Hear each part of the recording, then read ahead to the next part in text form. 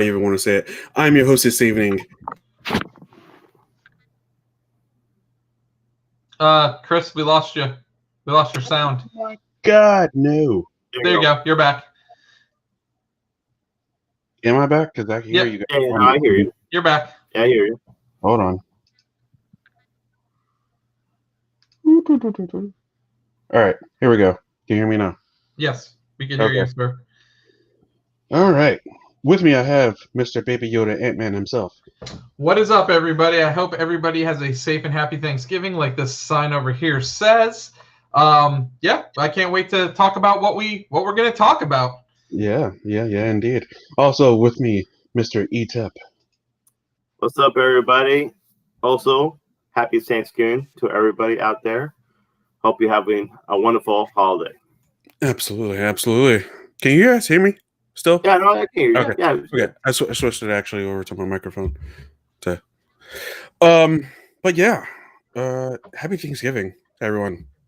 I mean, I know it's the day before, but still, happy Thanksgiving. This is our yearly Thanksgiving show, so it's fun. It is, exactly. It's always going to be the day before Thanksgiving. So yeah. Exactly. Yeah. I mean, Anthony and I are already drinking. I mean, it's all good. It's all good. Oh, I pre-gamed it up for sure. Yeah. Hey, guys, I have officially 11 days off of work. What am I going to do with myself? We are there. Days off. You taking vacation? You forgot. I'm going to Disney next week. Oh, so you're taking vacation? Yes. Okay. That's nice. That's pretty sweet, Ant. I will be at the House of Mouse next week. So you're going to go all 4 theme parks, Ant? No, just 3. We're not going to Epcot this time around. What? Epcot's the best one, dude. It's one of them. Best one. Best one. You need to calm down there. Yeah. My big thing is I want to go to Hollywood Studios because I need to go see myself some Star Wars. We even have that's in Hollywood. Oh yeah, Yep. Yeah. And we got reservations for the Cantina at 2:30 on Wednesday. So I am looking forward to going to the Cantina and enjoying some food. And then you're going to go to Avatar, also Animal Kingdom, right? You're going to go to Avatar. We're doing that Tuesday. Yeah. Okay, cool. What was that, Chris? Are you going to try to do the Rise of Resistance? We are going to get there as early as possible and try to get into that queue. It doesn't matter if you're where you're at. You can actually do it on the app. Okay, so I will wake up super early and I will just keep spamming the app. Yeah. F5. Yeah. I'll feel like I'm ordering a Xbox or a PlayStation. Yeah. Since those things are very hard to come by. Yes.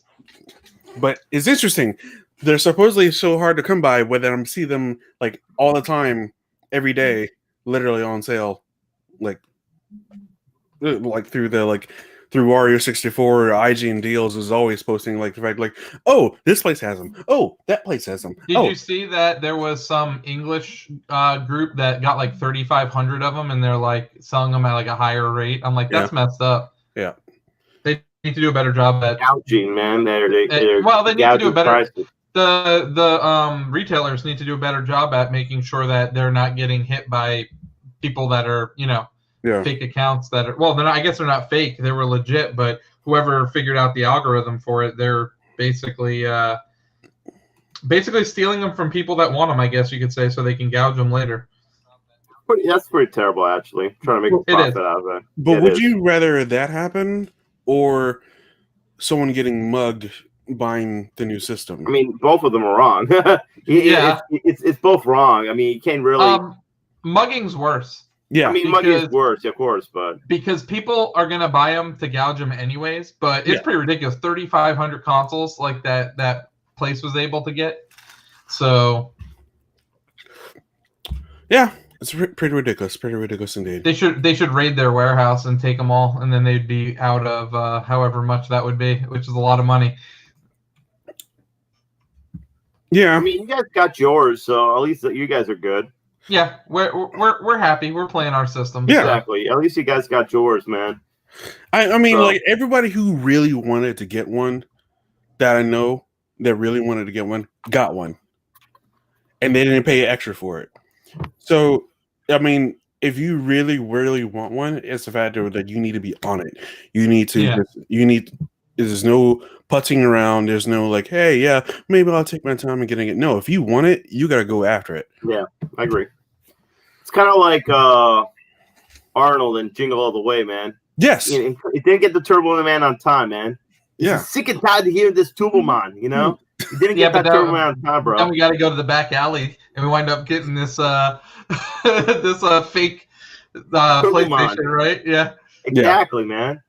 From like a fake Santa Claus. From the Big Show. That's what happens, you know? Was that really from the Big Show? Yeah, it was. Yeah, it was the Big Show. The Santa...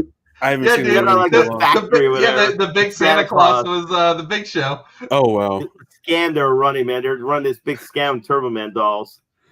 Oh, wow. What's up? What's up, Donnie? Happy Thanksgiving, Donnie. All right, gentlemen, breaking news. Let's go. What do we have? Well, Pete had the breaking news. Pete. Well, you know, I have one breaking news that happened today. I want to say R.I.P. to Diego Maradona. I don't know if you guys are familiar with Diego Maradona, but he was probably considered one of the best soccer players or football players of all time. You know, if you want, like, you go European football players of all time. He played for Argentina. He won 2 World Cups. Thank you. Yeah, I mean, considering I would say Pele is definitely the greatest of all time, but Diego Maradona is definitely second, like right behind him, and all that's one of the greatest of all time, and all that. And I mean, he had some rough moments. He definitely was taking a lot of drugs, and had a lot of drug problems throughout his years and all that stuff. But still, regardless of what he's done and all that, still to me one of the greatest soccer players of all time. So. Can ask anybody who follows it. That's a pretty big loss. So, rest in peace, Diego Maradona. Yeah. Rest in peace, indeed. Was he now? Do we know the reason why he died, or is it? From what I understand, he had surgery or something like that, and it was from cardiac arrest. Oh, he had surgery a few weeks ago or something, and they say it was cardiac arrest. That's what they said. Oh, okay. And he's only 60, so. Gotcha. Well. But like I said, I haven't heard any more details. That's all I've read. So. All right. My breaking news is that Mads Mikkelsen is actually confirmed to be Mr. Grindelwald in Fantastic Beasts 3. I heard that, yeah. So there's that. So the third character or third actor playing the same character. Yeah. Interesting. Yeah. Because that makes so much sense. Is it going to end up being like Batman and Robin, George Clooney? Probably will be eventually. Well, I mean, it's already, I feel, Fantastic Beasts from the last one, from what I heard, had a rough start. So I'm not sure where that's going, that series. Like, it's not as good as Harry Potter series. So no, it doesn't have the same traction as that series. I think it doesn't help that you don't get to watch the kids growing up. So yeah, well, I feel like you kind of like watch the kids grow from year one through the Deathly Hallows, and so I feel like it meant more watching it. Whereas I feel like Fantastic Beasts, it's kind of like Harry Potter, Pokemon. I mean, I don't know. It's not the same. It's a lot darker too. None of them. I haven't watched neither. The first one or the second one, so. Oh, but I say it's not like I don't want to watch it. I just haven't I just haven't been that interested. I just haven't been like, you know what I'm saying? Like, you have to watch this. It's so good. Like, nobody has come out and said it's so good. You got to watch it. So I haven't had the urge to watch it. Yeah, he's seen the Harry Potter. So okay. I've seen all of them. I've seen all the Harry Potters. Yeah, it's funny that to me too about Harry Potter. When it first came out, I'm like, what the hell is this crap? Like, why people make a big deal about this whole thing, about some kid who writes broomsticks or whatever. But I saw the first one. I was like, oh, pretty good movie. Second one, definitely, like, I actually, that got me right there. The second one, I'm like, oh, crap, this is good, man. This is actually pretty damn good. Then the third one, fourth one. After that, I was definitely committed to the whole thing. So I watch all of them. But, yeah, I definitely appreciate the Harry Potter movies. They're really good. Even though, like, they're more oriented to children at the time. I was already in my 20s. I still enjoy them. So, I think after the fourth one is when it really turned to not really for kids too much. Yeah, no, it started getting darker. Yeah, it definitely started getting dark after the fourth. I mean, third one kind of leaned into it, but the fourth one was like, yeah, we're gonna go full. We're gonna full send this. By the last one, that was straight mature stuff. Actually, there's that part where you see, I think Harry and what's her name? Help me out, guys. Hermione, yeah, like literally. Remember when we used to have that fantasy of them like together and all that, and they're like, and I'm like, what the hell, man? Yeah, it's a little too extreme for this movie, this kind of stuff, and but yeah, it definitely started getting a little more mature later on, and definitely like it was good because whoever watched as kids grew with the characters as well. So that's true. Yep. And I thought that's what made it perfect, that whole series. So yeah. All right. I don't have any breaking news. You don't have anything? Clifford Big Red Dog is actually being a live action movie. Posted a teaser a little bit, like a couple hours ago. Be sure to check that out. It's only like 20 seconds. Doesn't really show anything. Just the fact that there's one dog is really freaking huge. You know what, man? It's crazy to think that I remember that was from my childhood, and I'm old. So Clifford the Big Red Dog. So it's great to think that that's still a thing. You know, going to become a live action movie. I mean, like I said, though, I don't have no problem bringing like last week they had Tom and Jerry. You were seeing Tom and Jerry. I had no problem bringing it up. A song it brings certain things from the past. A song is a good translation, you know, to big screen. And that's up to the. But Tom and Jerry's using like animation. Clifford Big Red Dog. It's CG. Is live action like? Oh, it's gonna be a live action dog. It looks like a live. Hold on, I'm gonna pull it up. And happy Thanksgiving, Dad and Denise. And yes, Nala does look like a little Dobie. They just painted them red. Holiday season, we're thankful for the pets whose love got us through the year. But next year, get ready to love even bigger. That was CG, though. That's almost CGI, I feel like. Love big, ladies and gentlemen. Love big. Yeah, that's kind of like, what was it, called The Wild Dog? You know, where it looks real, but it's still CG. That's what it looks like. So I wasn't mad at Call of the Wild, though. Was that? So I wasn't mad at Call of the Wild. No. It wasn't horrible. Even though it's a CGI dog? Hold on. Why is this messed up? Why is it coming through? Yeah, I remember reading Call of the Wild when I was a kid, so. You probably read it when it first came out, right? Yeah, right. That was a book anyway. What was it, 1950s or whatever, 40s? Oh, man. Was it 1940s, that book? I'm looking it up for you. I'm actually curious. Good book, great book. The book came out in 1903, Pete. Holy crap. That old? Yep. You are that old. Holy crap. Pete's like, I picked that thing up off the corner on the rack.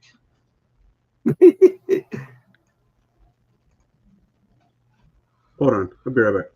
Yeah, that's right. Oh, okay. Chris is gone. And he's back. Guess who's back? Back again. Chris is back.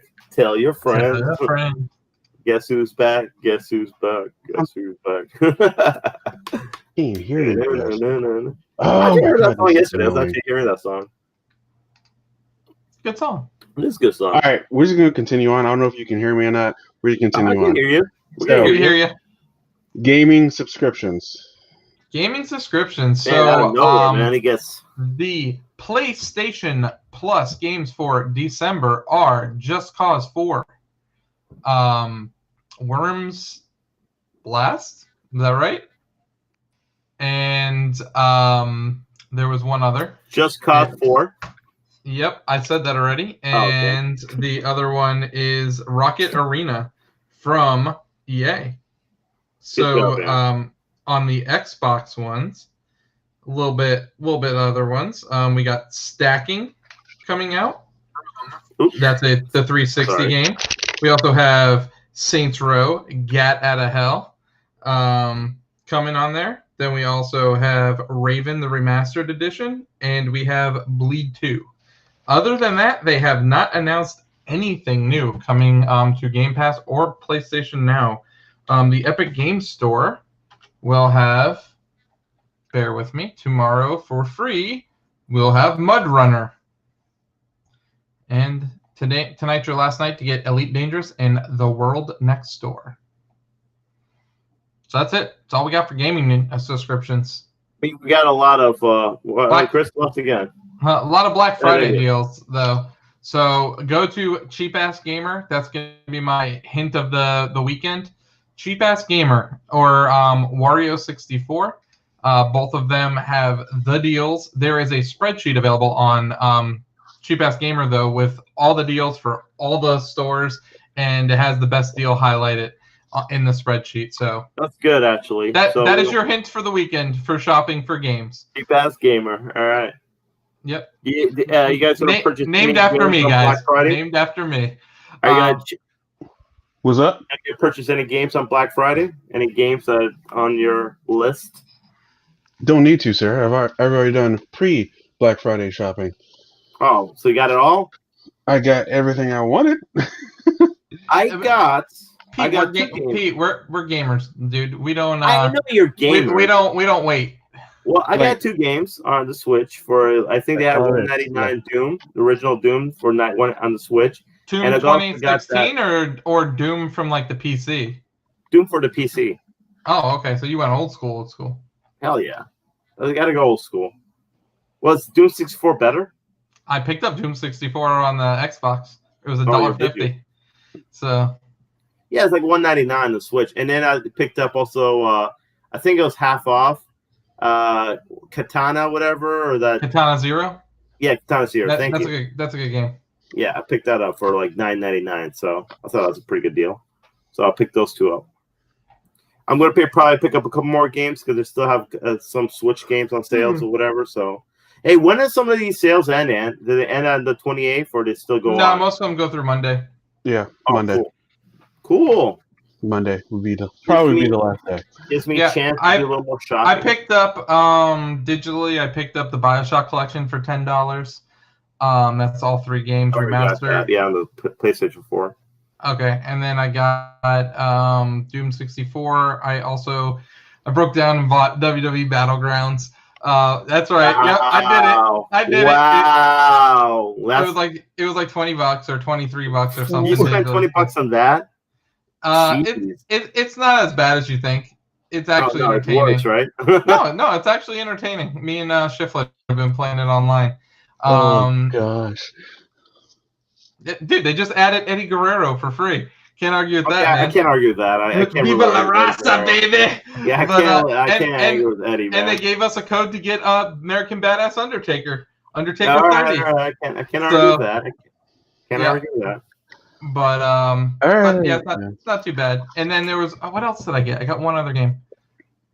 I bought Control, but I'm not going to play it until the patch comes out next year. But I couldn't pass it up for $20. I felt like that's true. It is $20, so yeah, I might buy it for $20. Yeah, and then I'll just wait. I'm just gonna wait to play it till the next gen patches. Yeah. What did I say? Like Assassin's Creed Odyssey's on sale. I think isn't that a great game, right? Hold on? This one, yes, Valhalla is on sale. Oh, Valhalla's on sale too. Valhalla, wrong one. Watch Dogs Legion is on sale also as well. Madden was on sale as well. So how much you get that one for? I want to say $25. And that's what that includes the upgrade. Yeah, that's awesome. Free upgrade. So all 3 of these games less than $100. That's good. I'll be honest, man. I'm not gonna buy a Madden game for a long time because the Jets are terrible in that game. Terrible. They're terrible in real life, Pete. I know, and in the game. Make them better. I feel bad like comparing my Giants earlier this season to your Jets because my Giants are way better than your Jets. They're way better, like as 3-7. Dude, you guys aren't gonna win a game. No, I know we're not. I'd rather not win a game than be 3-7. And come on. But here's the thing: his team can actually win the division. That's the difference. How bad the division is. That's how horrible the division is. Half a game out of first, baby. My division has 3 playoff teams. Oh no, actually 2 playoff teams. Sorry. Yeah, the Dolphins are garbage too, right? Oh, the Patriots. Patriots are not a playoff team. But dude, okay, I know we're not talking football right now, but why would you bench Tua? As bad as he was playing, I don't get that. I do not get that. That was I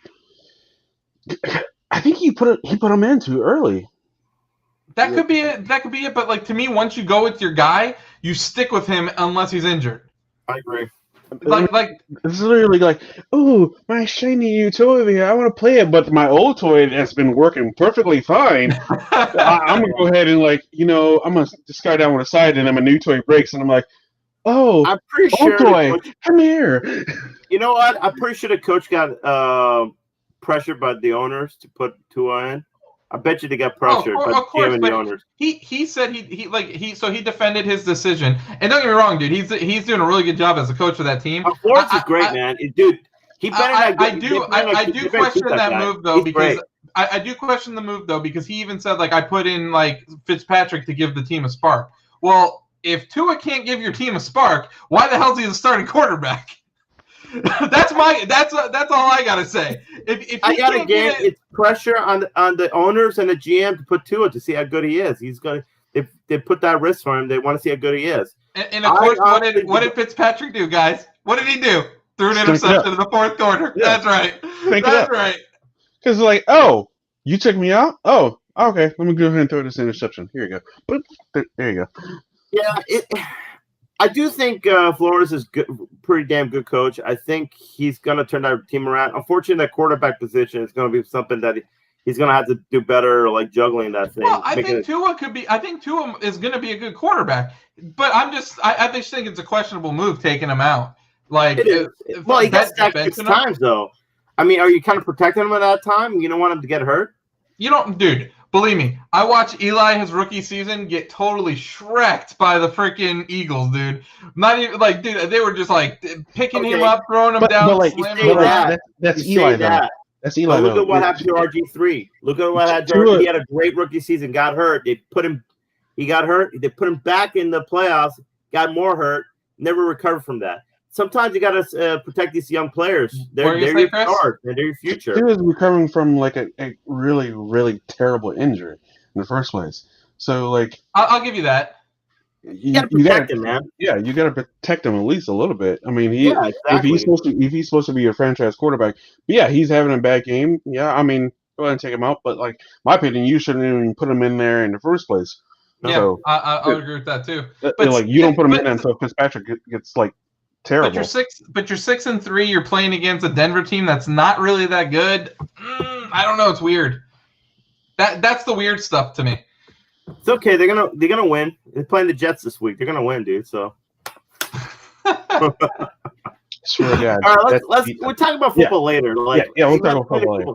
We have plenty of football to talk about. Next, will Nintendo Switch and PlayStation 5 get a Game Pass? No. Get their own version of Game Pass. Oh, their own version, yes. Their own version. Well, not Nintendo, but PlayStation will get a better version of PS Now. But Nintendo won't do it. Nintendo's too greedy. But okay, so we haven't seen any N64 games, right? Correct. Or GameCube games, really? Of being backwards compatible? Besides the Mario game and besides them putting it on disc and selling it separately, no. So here's then my little thing to you then. What if they'd be like, hey, $60 a year, our own version of a Game Pass? I can see that. With just old games on it? Yeah, because they're not gonna put anything new on there. They don't make anything new now. Then it's not Game Pass. It's their own version. It doesn't have to be Game Pass. But to me, the value of Xboxes is that you get the first-party studio games day one. That's what makes it so appetizing. That's what makes the mouths water. That catalog is not going to be Nintendo's. Like, they're going to do their own thing. A little bit. But I got to admit, dude, sometimes when even an indie game, sometimes I'll be looking and I'll be like, what's coming out on Game Pass? Oh, this is dropping on the first day it's on sale? Like, that's insane. Like, that's kind of like the stuff that whets my appetite a little bit, because those are games that I was like, I probably would have purchased that if it wasn't on Game Pass. Yeah, but other games you look at and be like, like you never played Red Dead Redemption 2, and that's on Game Pass. And I'm sure that will tickle your fancy on your Xbox Series X. So yeah, or Resident Evil 7. You're not gonna play that game. Come on. I know, I'm too scared. We all know I'm too scared. It's okay. Let's be honest. So I think this is happening. PlayStation boss has already said that a response is coming. So I'm assuming that response may be earliest Game Awards. Maybe. Hopefully. Maybe. I can see that. Unless they do a state of play where they're talking about it in January or March or February or later on. But that's where I'm going with right now, is that they're going to talk about it probably. Let me ask you something, Ant. Would you change your views if, let's say, PlayStation or Nintendo or both get a Game Pass themselves? Would you change your views about what system is better? Would I change my views? It depends on what they're offering. But I'm saying, though, if they offer if Sony offers their first-party games day one, I'm probably getting a PlayStation. Hands down. I mean, that's okay, though. Same price, same offer. But yeah, I mean that definitely is it's more satisfying, more appetizing, deal right there, dude. Nintendo too, man. All day, I'd pay $15 a month for a Nintendo one if they drop first party games. The only loyalty you have for Xbox is Game Pass, and that's it. Absolutely, I am loyal to the ecosystem. Shit! I am loyal to the Game Pass. But really that's what they're positioning themselves around. That is their bread and butter. Yeah, it is. So, but I mean, it really almost like it's almost like if PlayStation, it's definitely if PlayStation does it. I mean, it forces. I don't think they will, because Jim Ryan's even said that it's not the money's not there, like, for them to do that. It doesn't make like money, like sense wise, money wise, for them to put their first party games on their day one. Yeah, but it'll be selected party games. It won't be everything. Well, then it's not the same then. But what if they do it like 3 months out? Like the games it's better than what they're doing now, but it's still not the same thing. No. You have to do all first parties all day one. Like that's what the value in Game Pass is. Here's my question, though. I know when they announce something, I get it day one. Here's my question, though, Ant. So Xbox doesn't have too many big first party games, though. Yet. Dude, they literally just bought within the last 2 years like 15 studios. Calm down. No, but like it takes time to make games. You really think it's feasible to have Game Pass at $20 a month 15. with all these first party studios that they've been buying? Absolutely. Like, you're talking about major games that they're going to be producing. Well, I don't think it's feasible. Here's the thing, Pete. They still sell them on Steam, and they still are in like the top 10 sellers when they release on Steam all the time, which is crazy. Even though you can subscribe to Game Pass, they do that. They offer DLC and they offer payable stuff within the games for them. Yeah, but that what you don't I'm telling get. you is, what I'm saying to you is, with more games, more first-party games going to come to the Xbox, I don't see how these games, when you talk about Fallout, when you talk about, like, help me out here, some of the first-party games that they have. Elder Scrolls, Doom, Wolfenstein. Yes. Fable. When you're talking to these games, and they're going to be released on Game Pass for $20 a month. 15. 15. That's what I'm saying. 15. I don't think it's going to go up. No, there's no way it's going to go. You don't think so? It's not going to be on Netflix. Not going to go up. I guarantee it might eventually, but not at the moment.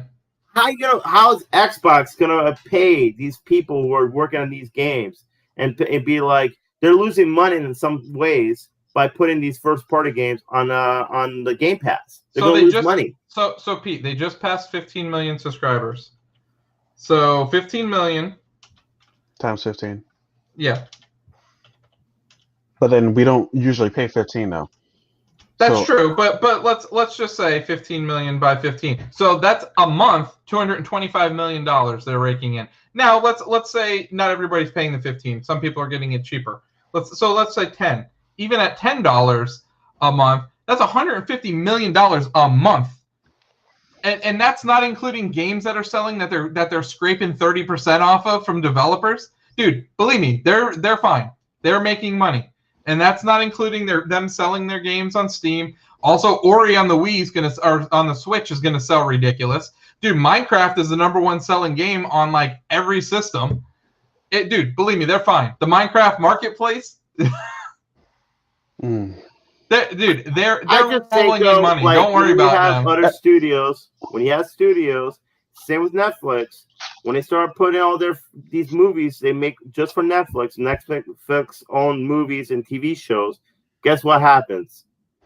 Price goes up. Yeah, but the difference is they own everything. So does Xbox. They own everything too now. No. That's what I'm saying. Xbox owns everything. That's the difference. But I mean, they're not paying. They're not paying like yeah, but not everything. They pay Transformers to have like their stuff on there. Dude, they don't own Karate Kid. They're paying for freaking that license to use Cobra Kai. No, you're right. Microsoft literally owns everything they put on it. They still had to pay. Like how much they pay for getting Red Dead Redemption 2? How much they need to pay for that? Yeah, Just Cause 4. How much do they pay for it? Not as much as you're thinking though, because like with Red Dead, isn't there a lot of like stuff people can buy for the Red Dead Online? Yeah, but Red Dead Online is a dead game. They're releasing that as a freaking standalone thing for $5. See, I figure when most people put their stuff on Game Pass, so like ESO is on Game Pass, but that was before Microsoft owned it, or Fallout went to Game Pass. Like they're trying to get people in those mass multiplayer games to have them buy the in-game currency, to buy the skins, to buy like that stuff. Kind of like Fortnite, dude. Dude, look at like Fortnite's one of the most brilliant. Like, oh, speaking of which, you have that on the slide. We can talk about that. The Nexus War thing? No. We're talking about their monthly subscription now. Oh, I did not hear about that. Please enlighten us. Oh, okay. So hold on. Let me bring it up because I don't want to misquote this. This is some good stuff right here, Chris. You're gonna like this. Epic Games. You never cease to amaze me. Okay, so it's called Fortnite Crew. You ready for this? All right. So they now want the little kids that play Fortnite. Some adults play it, but I think the kids are going to be the ones that are going to be into this stuff. They want you to pay $12 a month, and this is going to start out on December 2nd when Chapter 2 Season 5 launches. Mm-hmm. With the $12 a month, you get the Battle Pass of whatever season is currently ongoing. You get 1,000 V-Bucks a month, and you get an exclusive Fortnite Crew skin bundle. Yeah. So basically, they give you like $10 of credit to spend in the store, plus they give you the Battle Pass, but they want you to pay $12 a month. Nope. I need another sip. I'm interested to where we go. So let's throw this out. Absolutely fucking not. So I gotta throw this out real quick. That's $144 a year for this game. First of all, absolutely not. And for a free game, absolutely not. Yeah, exactly. It's for cosmetics. Really, literally, you're paying for cosmetics that don't do shit. No. Yeah, that's crazy that they think people are gonna yeah. You know what the sad part is? They will. Some people actually. Oh, dude, no, it's gonna be kids, dude, and parents they're gonna be bugging their damn parents to get them this $12 a month. Yep. No, she's not really into that. She more bugged me to get a realm, which we did the 30 days free of realms for Minecraft. But she even said she doesn't want to keep it. So she said she wasn't using it enough. Okay. So actually have a intelligent child that understands. God. Oh my gosh, that is ridiculous. Fortnite. Oh man, you're a free game. Stay a free game. You gotta admit though, man, like Fortnite did it the right way though, because they said we're gonna give this damn game to everybody, and then we'll make our money off skins. And let me tell you, they did a damn good job at it. And they brought the battle passes into the world. There wasn't battle passes before them, and now everybody does battle passes. True, but I want to see if you could probably look at it better, faster than I can. Does between Fortnite and Grand Theft Auto Online, which one ranks in the more money? Let's take a look. I can tell you what, though, if they do this with Rocket League, they can suck it, because I ain't doing that shit with Rocket League. Oh, did you is your Rocket League on your Series X running at 120 frames per second? Not yet. They're gonna patch it later in the month. But my TV doesn't handle that anyway, so. Oh. I can't handle all the frames. I will say I played Miles Morales. No, I played Spiderman Remastered on performance mode and at 60 frames per second. Holy crap, that's a difference. So it looks so much better. So much smoother. So this is from 2018, but at the time Fortnite was making more. Fortnite was making the most in-game sales than any other console during February, with the exception of Call of Duty. But that's not really. Okay, because I know. Wow, in March of 2018, dude, Fortnite raked in $223 million in 1 month in 2018. So Fortnite. Okay, here we go. This is for all of 2018. $2.4 billion Fortnite made. That's crazy. It was the highest 1 year revenue of any game in history. That is just woo!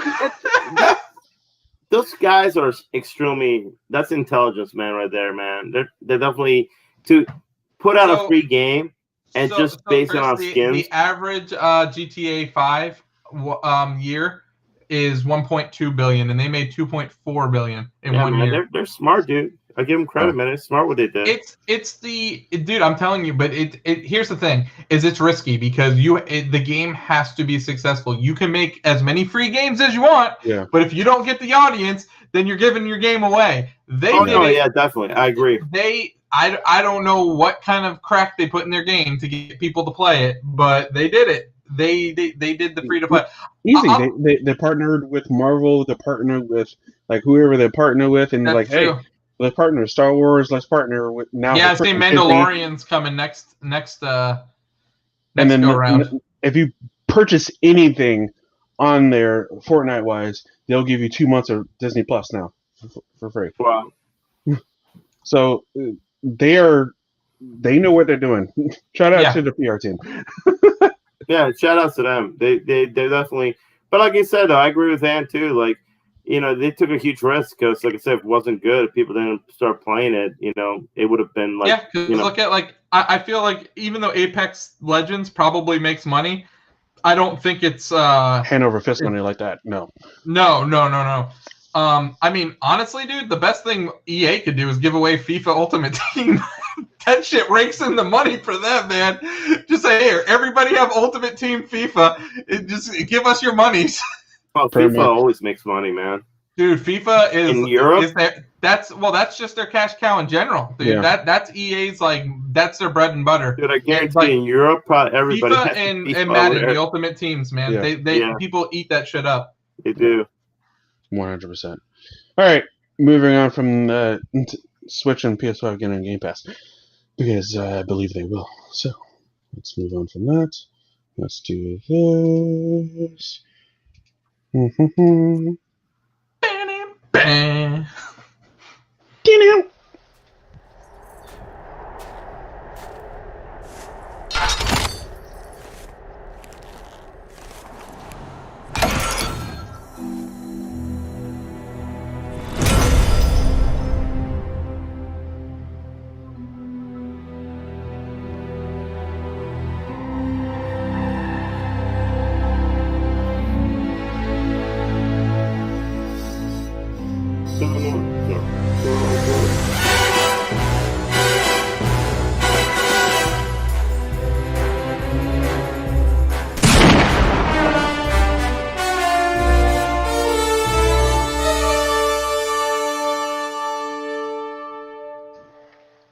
All right, so as long as it's more GoldenEye, less Hitman, I'll be happy.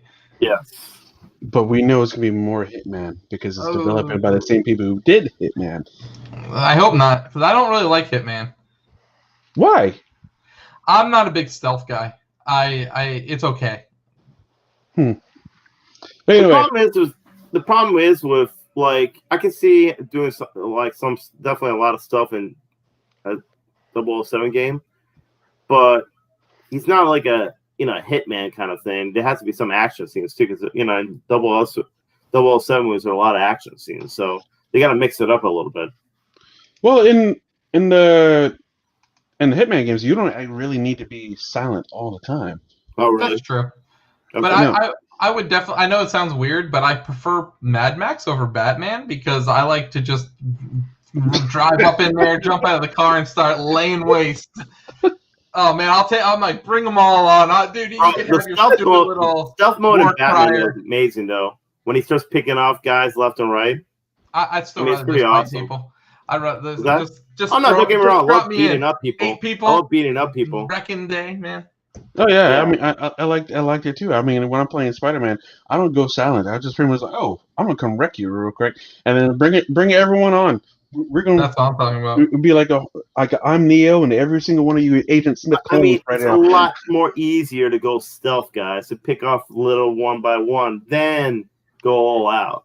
That's the easy. That's like what I'm saying. Because like a lot of times, especially like Spider-Man or Batman do, when you have to take like literally 10 guys with like freaking guns, it's usually a losing battle.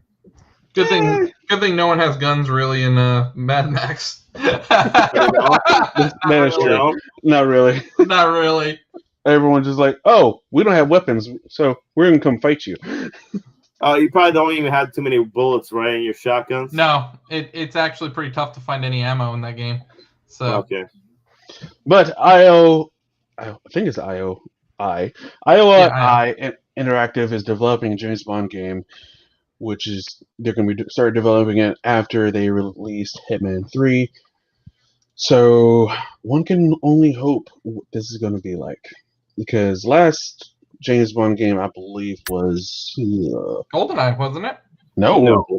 They made Daniel Craig ones. It's Quantum of Solace then, right?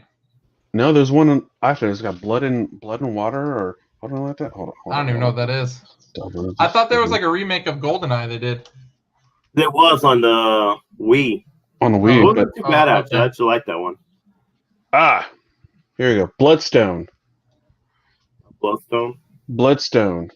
It's a mix between Jason Bourne and James Bond. James Bond Bloodstone. Came out on PS3. 007 Bloodstone.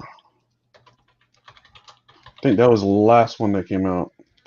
Because I think I played that one. Nope, the last one they made was 007 Legends. Oh, yeah, they did. I remember that on PS3, 360, and Wii U. From Activision and developer Eurocom. And developer Bloodstone was Bizarre Creations, was published by Activision. Bizarre Creations, the people that made Project Gotham Racing? Yeah. That's interesting.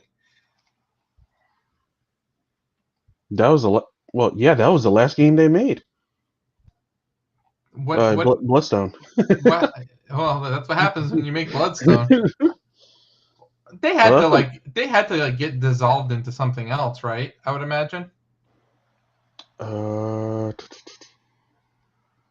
Announced as considering closing Bizarre. No, they closed. Exploring their options regarding the future of the studio, including a potential sale of the business. Activision later stated that no buyer could be found and the studio would close. No, it shut down. That's nuts. Yeah. That's crazy because they did Geometry Wars and Project Gotham. Both were pretty big series. Also did The Club as well. Oh, I remember The Club. That was a pretty good one as well, actually. Yeah. And 007 Legends, though, hot trash, according to the reviews. Really?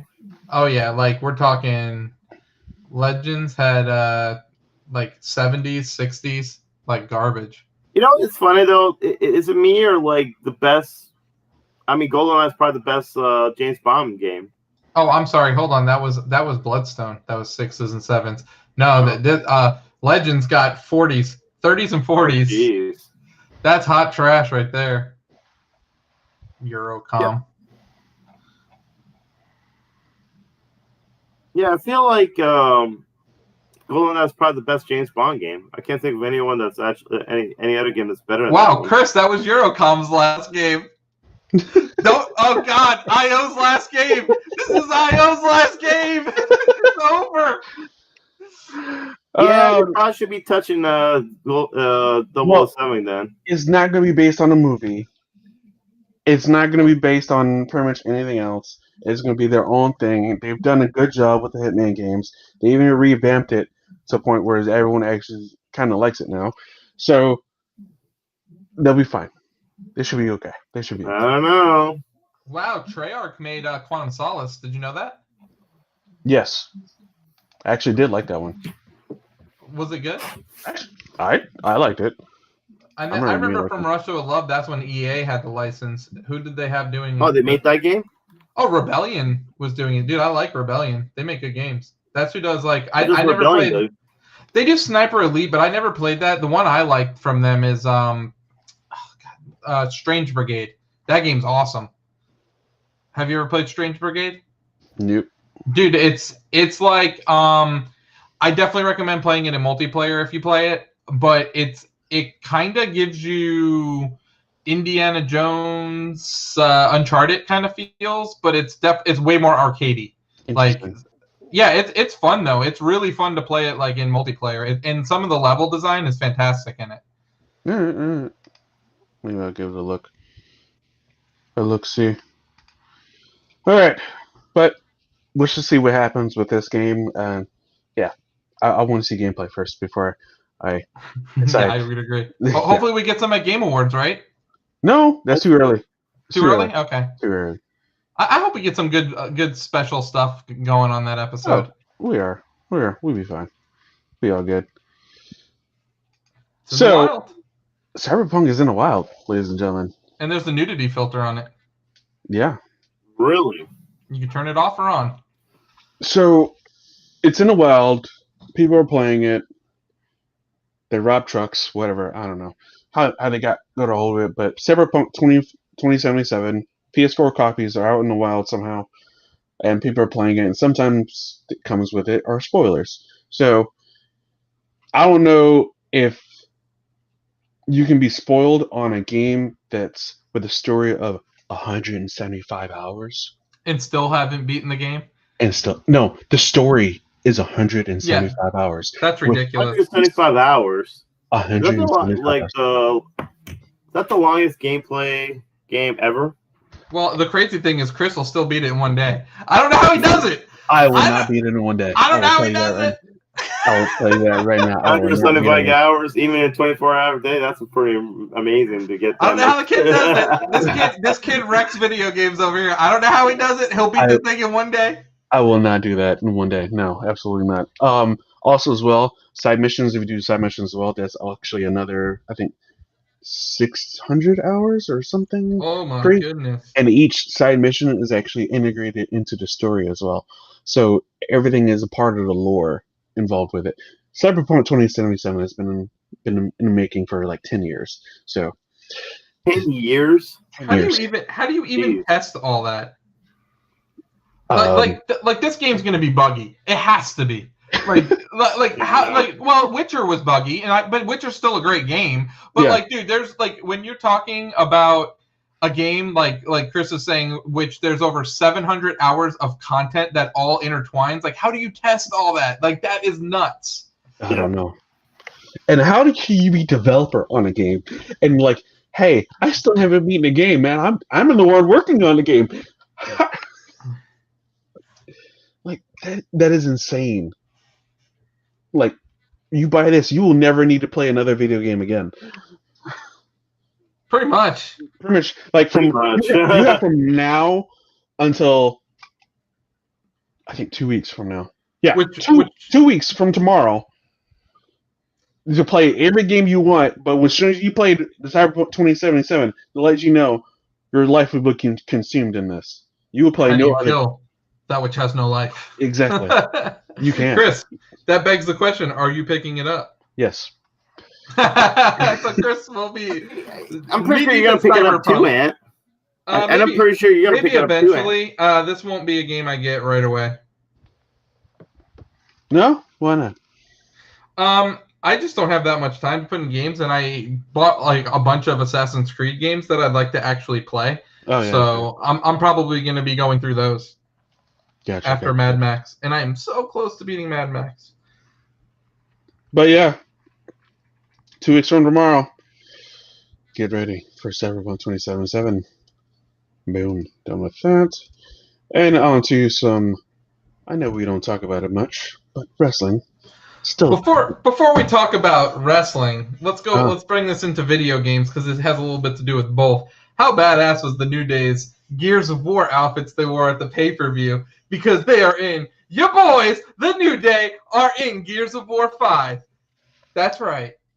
You know, here's another thing about speaking of Gears of War and speaking of New Day. Actually, I don't know if you heard they're revamping G4. G4 is coming back, and I did hear that. And Xavier Woods signed a contract. It's gonna start hosting over there for G4. Yeah, that is awesome. That is very awesome. Actually, I'm glad to bring G4 back. I hate the fact that I forgot Viacom I think bought him out and then turned into Paramount Television or something like that. I hate, because I actually used to watch G4 a lot. I used to watch Attack the Show and all that stuff. It was actually pretty damn good in the early 2000s. Unfortunately, I think they started putting a lot of crap in those shows, and that TV and that TV channel is putting a lot of crap. Like, I don't know what I think they used to put cops and some random stuff that had nothing to do with video games, and they used to put random stuff in there, and it kind of ruined the channel. But I'm glad they're coming back. There's a lot of Star Trek on there. Yeah, Star Trek, just random stuff that has nothing to do with video games. Don't get me wrong, I enjoy Star Trek. But the shows are putting on not bad. But I'm watching G4 for video games, not to watch Star Trek. It's kind of like that. It's like, you watch it, for video games. You don't watch it for like other random stuff that. Honestly, I think now is a better time though, because the thing is when G4 was around, that's how they filled content. Now, dude, freaking sign any streamer on. Anything, dude. Like, you can just stream games through the middle of the night if you need to, from all these streamers. You don't need to rely on that content like that. Now, definitely want stuff like Attack of the Show. Definitely want weekend reviews. I'm sure Sony does something similar to this. I'm not sure who does it for them, but Major Nelson does this week in Xbox. It's 15 minutes long. Throw that up on the channel. They don't actually, which is interesting. See but they should. They totally should do something like that, and then throw that on the channel. Nintendo does something. It's called Krista and Kits. It's on the system. I don't watch it, but they do every week. There's two people and they talk about what's new on the Switch. Dude, that's do that. Fill it with content like that, because that's shit people want to see. Right. Well, hopefully it's hopefully it does well. I'm wishing its best. There is a lot of people there's very popular YouTube channels out there and things like that other people can go and watch this stuff. So hopefully there is an audience that'll watch G4 for their content. But I do think, though, think about it this way, guys. All the people who grew up in 2000, they're now adults. So, of course, they'd be, now they can purchase the channels. Like the kids who are watching G4 are actually adults now, so they can purchase it and all that stuff. So I do think is it going to be on cable or is it going to be a streaming channel? Is it on cable? I'm not sure. I hope it's on streaming because not a lot of people have cable. Well, let's be honest. Their demographic isn't people that are going to subscribe to cable. No. Yeah, I agree. So they need to figure out something. And then at that point, they're going to be competing with Twitch. And yeah, I don't know about that. They should team with Twitch. So G4 is a digital-first network going live in 2021. Will it be on TV? Comcast pays the bills, so take a guess. The network will feature gaming and pop culture plus epic live programming and an alpaca every now and then. Will it be awesome, but also kind of low budget at the same time? We're doubling down on reruns of Cops and Cheaters. Oh, see, that's terrible. Okay, the last one was a joke. Never mind. There we go. See, okay, so they knew, that's why we were like, really? I don't know. Like I say, it had nothing to do with video games. Why the hell are you having your channel, Yeah, so I remember Cheaters. That's hilarious. Cheaters. That's another thing I remember they used to have on. That's hilarious. All right, and I mean, it doesn't really say, which is unfortunate, what they're doing. Oh, we'll see. We'll find out. Anyway, yeah, we'll see. Anyway, let's go with The Undertaker has retired. That's 30 years from his debut in Survivor Series in 1990. Made perfect sense for him to retire in this Survivor Series. So he's finally done. He's not going to wrestle again. I'm pretty sure. I mean, he's pretty much done. I'm pretty sure. No, he's done. He's not gonna. He won't. He's going to retire that character and all that. It was a pretty nice send off. Nothing really special. They had a lot of the wrestlers from his past come in and celebrate in the ring, and then they have him come in, do his last, do a little farewell speech, and he did his whole single rest in peace. And there was a cool image of Paul Bearer that did a good kind of holographic image of Paul Bearer right beside him and all that stuff. So I thought that was pretty cool. But overall, it's cool. What's actually really cool was after Survivor Series, they had a one-on-one interview with Stone Cold. Stone Cold did a podcast with Undertaker, and this is him. They did one before that, but this is a whole new episode where he pretty much tells all to everything about Stone Cold. He can leave it all out online right now. Yeah. He tells them all all the questions, him being off character, of course, and telling him everything that's happened in his career and all that. And I thought one of the best stories, because this was a rumor that people said that happened, but nobody really claimed it was true. So in WrestleMania, I want to say 13 or 14. I think it was 14. Yeah, not 13. 14. Not 13. 13 was Stone Cold and Bret Hart. Yeah, that was 14. So WrestleMania 14 is supposed to be Stone Cold and Shawn Michaels. Shawn Michaels had the heavyweight championship belt, and he had a back injury, and what he's supposed to do is drop the belt to Stone Cold. Now, Shawn Michaels at the time, a lot of people were saying he was he was in a bad place. He was doing a lot of drugs. He was really erratic with his behavior and all that stuff. People did not know if he was actually going to drop the belt to Stone Cold. So the rumor has it that Taker had his fist taped up and was sitting in the gorilla position watching the match happen. And he said and they said that if he didn't do business, if Shawn Michaels did not drop the belt to Stone Cold that night, he was going to take care of Shawn Michaels, with his fists, he was going to make sure Shawn Michaels did it one way or the other. So right. Stone Cold asked him, is that true? And he's like, yeah, he said, that's true. I went over to take my fist up, watch the match, and made sure that, hey, you better do the job. You better drop the belt to you. If not, I was going to rough him up. And make sure, he did it in the ring. You know what I'm saying? Make sure he, force him to drop the belt to you. So it was a good story because he said now, like, they get along, they're friends and all that stuff. They're good friends, him and Shawn Michaels. He actually, because now Shawn Michaels is saved and he's a different person. And he actually, Shawn Michaels asked him, he kind of lied. Taker actually lied to him, saying, "No, I didn't do that."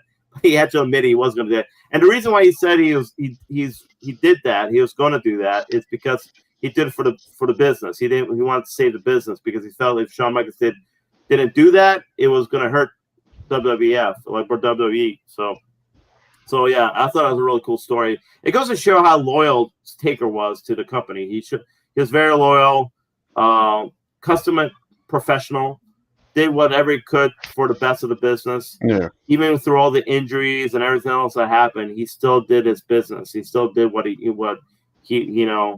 thought was best for the company. So and I think that's what makes him a awesome wrestler. The fact that he lasted for 30 years, always stayed in character, never really broke character, never really did anything that to me was selfish for himself and not the company. Like he could have left the WF, could have gone somewhere else, could have, gave prompts to Vince. He never did. He always did what he did for Vince and for Vince, even though like Vince could be a tough guy to work with, which, a lot of wrestlers say that he is a tough guy to work with.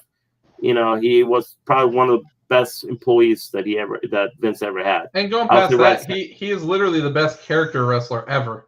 Oh yeah, well, there's a hands down, like there's not another character wrestler that you can name me that even comes close to that character should have never ever been successful. You know what I'm saying? It should never have been something that how many when you're a loyal employee like that to Vince is going to do whatever he can for you. Like Vince will go to bat with you. Like the fact that I even say the fact every single Undertaker pay-per-view production to his entrance is like the most over the top thing I think I've ever seen ever in any other like entrances I've ever seen. But like it works for his character because I think that Undertaker is such a good employee to Vince. Vince would be like, "You want to do what? Oh yeah, let's do it." You know what's funny though, Chris, is like when Vince was right before he announced Undertaker. You could see how emotional he was. And I believe that. I think he really was emotional. He really, he really loves this guy. I mean, he really is very, because I think it's with him because. Unfortunately, wrestling is a really dirty business, extremely dirty business. So even as a promoter, you do some things that are considered like dirty, and so does some of the wrestlers do. Their backs is a backstabbing business. But like I said though, a guy like Taker never did Vince wrong, and Vince for something he never did him wrong either. So it goes to show how what. Work relationship, what a great working relationship they had. So I did think it was kind of cool to hear him talk about how he thought his loss shouldn't have came to Brock, and not because he didn't like Brock, but because Brock didn't need it at the time, the WrestleMania loss, and that he said it should have went somebody more like Roman to help elevate his character because he would have put him over big time. Yeah, which is it's funny because we say that, but we're just marks. Right. Yeah. So, like, to actually hear the real Mark, I do like what Vince. I do like what Vince said though. Like Taker said that Vince said, like, if Brock can't beat you, who can beat you? Like nobody can beat you. If Brock can't beat you for the streak, then who can beat you? And it's true though. A guy like Brock, even regardless if he didn't need it or not, it's like it will be unbelievable for anybody else to beat him besides Brock Lesnar or somebody else. So yeah, no, I get it both ways, but yeah. Another thing that was a cool story though, I thought was there's this one of these entrances. We were talking about entrances. Oh, the one where he got caught on fire? Yes. It was like an elimination chamber 10 years ago, and it was coming out, and I guess the pyro in the stage, how he has the fire.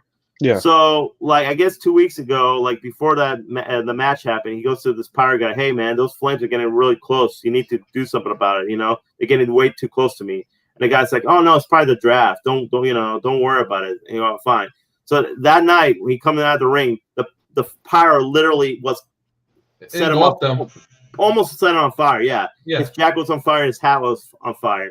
he took the jacket off, took the hat off, and got into the ring, got into the pod. He actually, I probably had like probably 3rd-degree burns, man, from that that thing. But he, I don't know if you ever seen an elimination chamber, but he gets in. They get in these pods, right? And they each one gets released. So he had like literally 20 minutes to cool off. Like he was getting water, putting water all over himself, and he had 20 minutes to cool off. Not just like literally cool off, but cool off mentally, because they say he was so pissed he wanted to kill that guy. He wanted to go over there and kill the power guy. And I even told the guy, whoever, because they have this like little underneath the pod, they had some sort of shaft or something like that underneath. Yeah. The guy was giving water. He says, "Hey, that guy better be gone by the time we get back to, because I'm going to kill him." And I, yeah, I don't blame him too, man. No, well, he told it. The funny thing about it, you don't blame him for that, because he told the guy. He even said, "I told the guy, dude, those flames," and he goes, "Oh no, don't worry about it." And sure enough, that happened to him, and that could have killed him. Yeah. He even said that he actually had long, like he was supposed to go like short sleeve that match, but he went a long sleeve jacket, and he put water on him before the entrance. So that stuff could have definitely saved him from being even worse. He could have got really seriously burnt, but luckily he didn't get burnt. I mean, he had burnt, his skin was definitely burnt, but now it could have been a lot worse. So I mean, and the fact that you had to be in that pod and you had to be professional, ready for the match, in your mind you're probably like, dude, I'm so pissed right now when I really hurt somebody, you know what I'm saying? Right. But you have to be professional, and that's why it makes him custom professional. The fact that he had to chill out, focus on a match, and go and work through it. You know what I'm saying? Right. Because most people, I agree, would have been like, screw this, man. I almost got killed. I'm not gonna do this. But yeah, it goes. It's amazing to hear more about him. I love to hear him personally about Taker, because it makes him way more interesting of a person. The fact that he is so committed to this character, that he never broke character, that he was constantly professional, and very good, loyal guy to not just Vince, but some of the guys in the back too. Some of the wrestlers in the back is very loyal, very respected in the back. He had a lot of people out there who probably went to bat. He will go to bat for him anytime. So yeah, it's a great history for the Undertaker, and to me, somebody who definitely will be remembered till forever, man. I mean, I don't think Taker will never. He definitely left a legacy in wrestling. Just like Ric Flair, Hulk Hogan, Macho Man. You can go on, Sting, Stone Cold, Rock. You can go on and on. These guys left a legacy in the ring, and will always be remembered for that. Oh, absolutely. Absolutely. Enjoy your retirement, sir. Enjoy your retirement. Oh, yes. All right, next up. So, Black Panther 2 is going to start filming in July. Last rumor I heard, too, sir, was that there was going to be 2 characters fighting over the mantle of Black Panther. Mm-hmm. So I didn't hear who, but I heard that's what the storyline was going to be.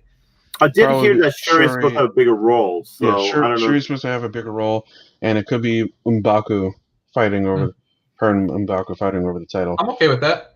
I'm okay with that too. Also, as well, Tenek Hertera has been cast as the possible villain for the movie. Who was that?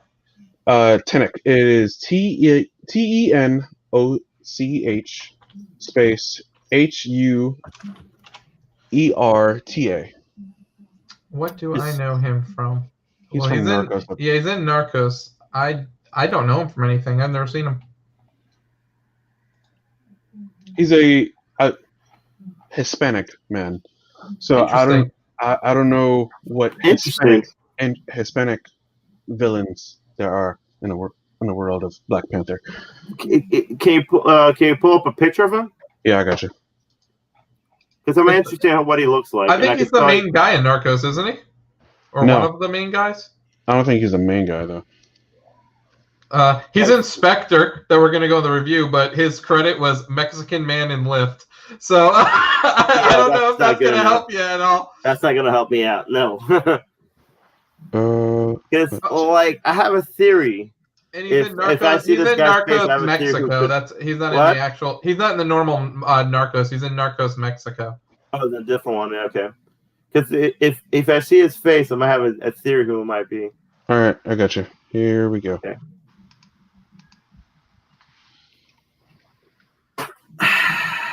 You know, I have a theory. What is your theory? Let's hear your theory, Pete. Namor. He looks like Namor. Who He is? looks like Namor. Who is that in the comics? He's basically he's basically like King of Aquaman. Atlantis. He's pretty much he's Aquaman. Yeah, Aquaman for the Marvel. Yep, there you go. Even Scriven says it. Yep. That looks like Namor, honestly. That's straight up. That could be Namor right there, man. Holy crap. Which to be, but you don't say that. Except he doesn't have the crazy ripped body of Namor. At least I can see. Yeah, but I mean, dude, literally all the guy has to do is work out, man. Just start pumping, working out, dude. You can. It's gonna be a Marvel film. Everyone in the Marvel universe works out. You're not lying, dude. Chris Pratt was a fat couch potato That's before. What I'm saying, dude. What are you gonna do? They're gonna say, "Hey, you know, all you gotta do is work out for a month, and you'll get ripped." Even the Indian guy who's in Eternals, he worked out. He's in Eternals. Yeah, that comedian. Yeah, that's the comedian. He worked out. Yeah, even Chris Hemsworth says he hates like doing Thor just because like he has to like train so hard to get that shredded.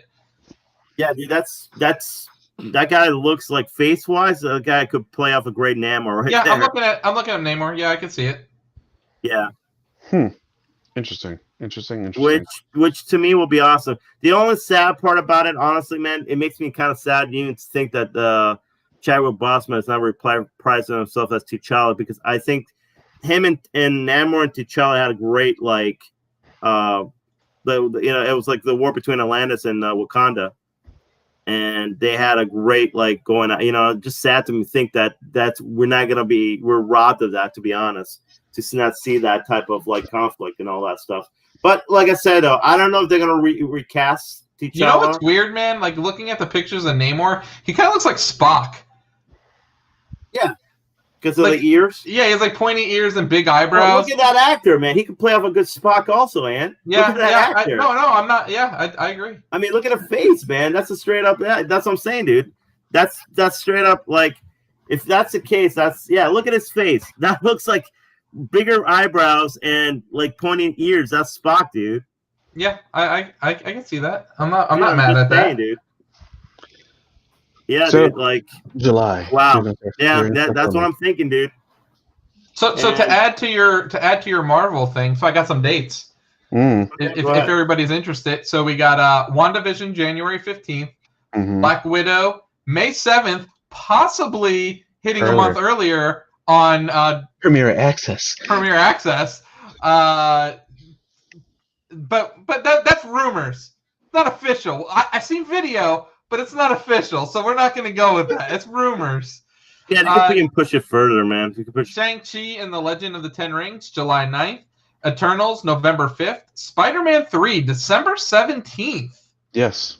They're filming right now, so why not? Falcon and Winter Soldier still does not have a date, but if that video was real, Chris, that I know you watched as well, we're looking at August. Yeah. Loki is still not determined. What If series still not determined, but both next year. Then we have 2022, February 11th, Thor: Love and Thunder. Then we have March 25th, Doctor Strange in the Multiverse of Madness. No date for Ant-Man 3, but that'll be sometime in 2022. Black Panther 2 is still scheduled for May 6th. Captain Marvel 2, July 8th. And then everything else that they've announced they don't have a date for, which is Guardians of the Galaxy 3, Miss Marvel, Moon Knight, Hawkeye, She-Hulk, Nick Fury, Blade, and Deadpool 3. Did you just name 4 MCU movies in 2022 before the month of freaking June? Yes, they have 4 movies listed before June. Dear goodness gracious! Yeah, they're gonna definitely shove a lot of Marvel movies in the next couple of years. One thing too is We didn't talk about this the other week, but Chris Pratt has signed on for Thor: Love and Thunder. Yeah, I heard of that. Yeah. So we are gonna get some hilarious stuff going on in that movie. Yeah, Chris Pratt's gonna be going after Jane Fonda, and then not Jane Fonda, but Jane Fonda. Jane Foster. Jodie Foster. No, not Jodie Foster. God dang it. Jane Foster. You got it. Jane Foster. Yeah, Jane Foster. The baby of Jane Fonda and yeah, and Jodie Foster. Oh. I just want them to fight over who the leader is. Who the leader of that crew is. Christian Bale's in that movie? Yeah. Yes. What? He plays a villain, I think. Yeah, he got cast like a while ago. Yeah, he plays a villain. I've been out of the loop on this movie. I think he's gonna play Minotaur or something like that. This might be the other Thor, Ragnarok, from one of my favorite Marvels. Because, dude, Christian Bale, really? And we're getting Chris Pratt, really? Well, they got Kate Blanchett to play the last one, and she's a great actress. Yeah, I like Kate Blanchett. I'm not mad at Kate Blanchett. Dang, dude. Just because they're in a comic movie doesn't mean good actors cannot be in it.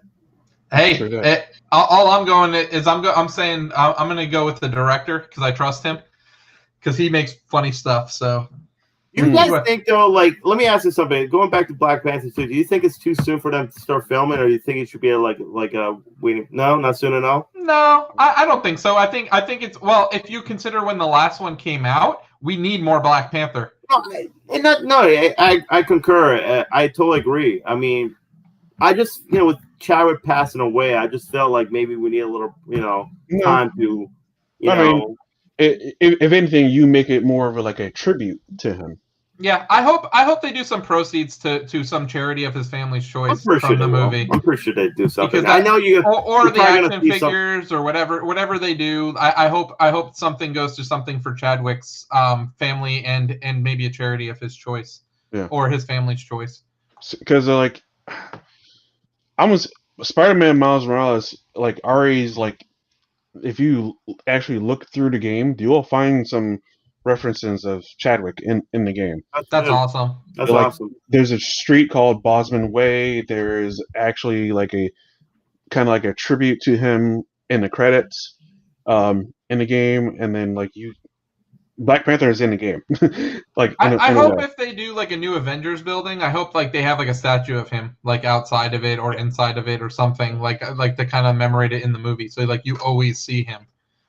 Kind of sad though, last year was Stan Lee and this year's Chadwick and all that. We lost a couple big Marvel, people who were in these Marvel films and all that stuff. So pretty sad when you think about it. Yeah, especially fact that. Well, I think Deadpool's going to take over Stan Lee's role. I think Deadpool is going to be a cameo in every movie now. I've heard. He might be the cameo character or whatever. Which would be hilarious. Which would be hilarious. Yeah, which would be great.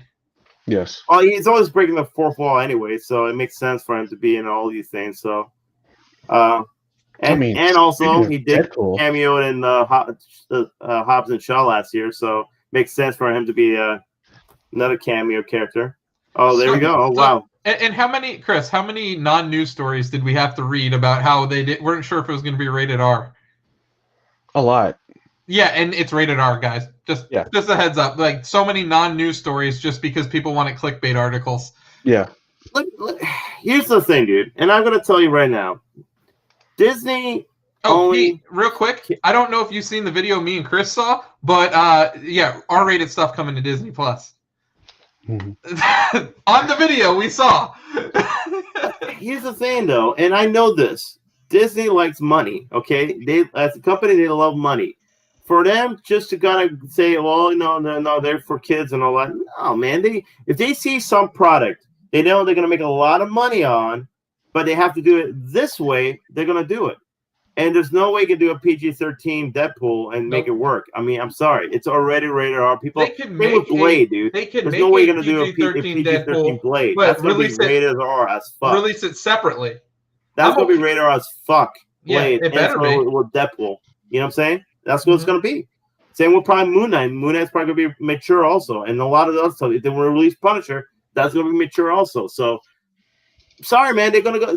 Do you guys, if they go rated R Marvel, do you think we'll ever get a rated R Star Wars property? I don't know. But the problem is, though, and you can't make everything just mature and whatever. I'm not asking. I'm not asking. No, I know.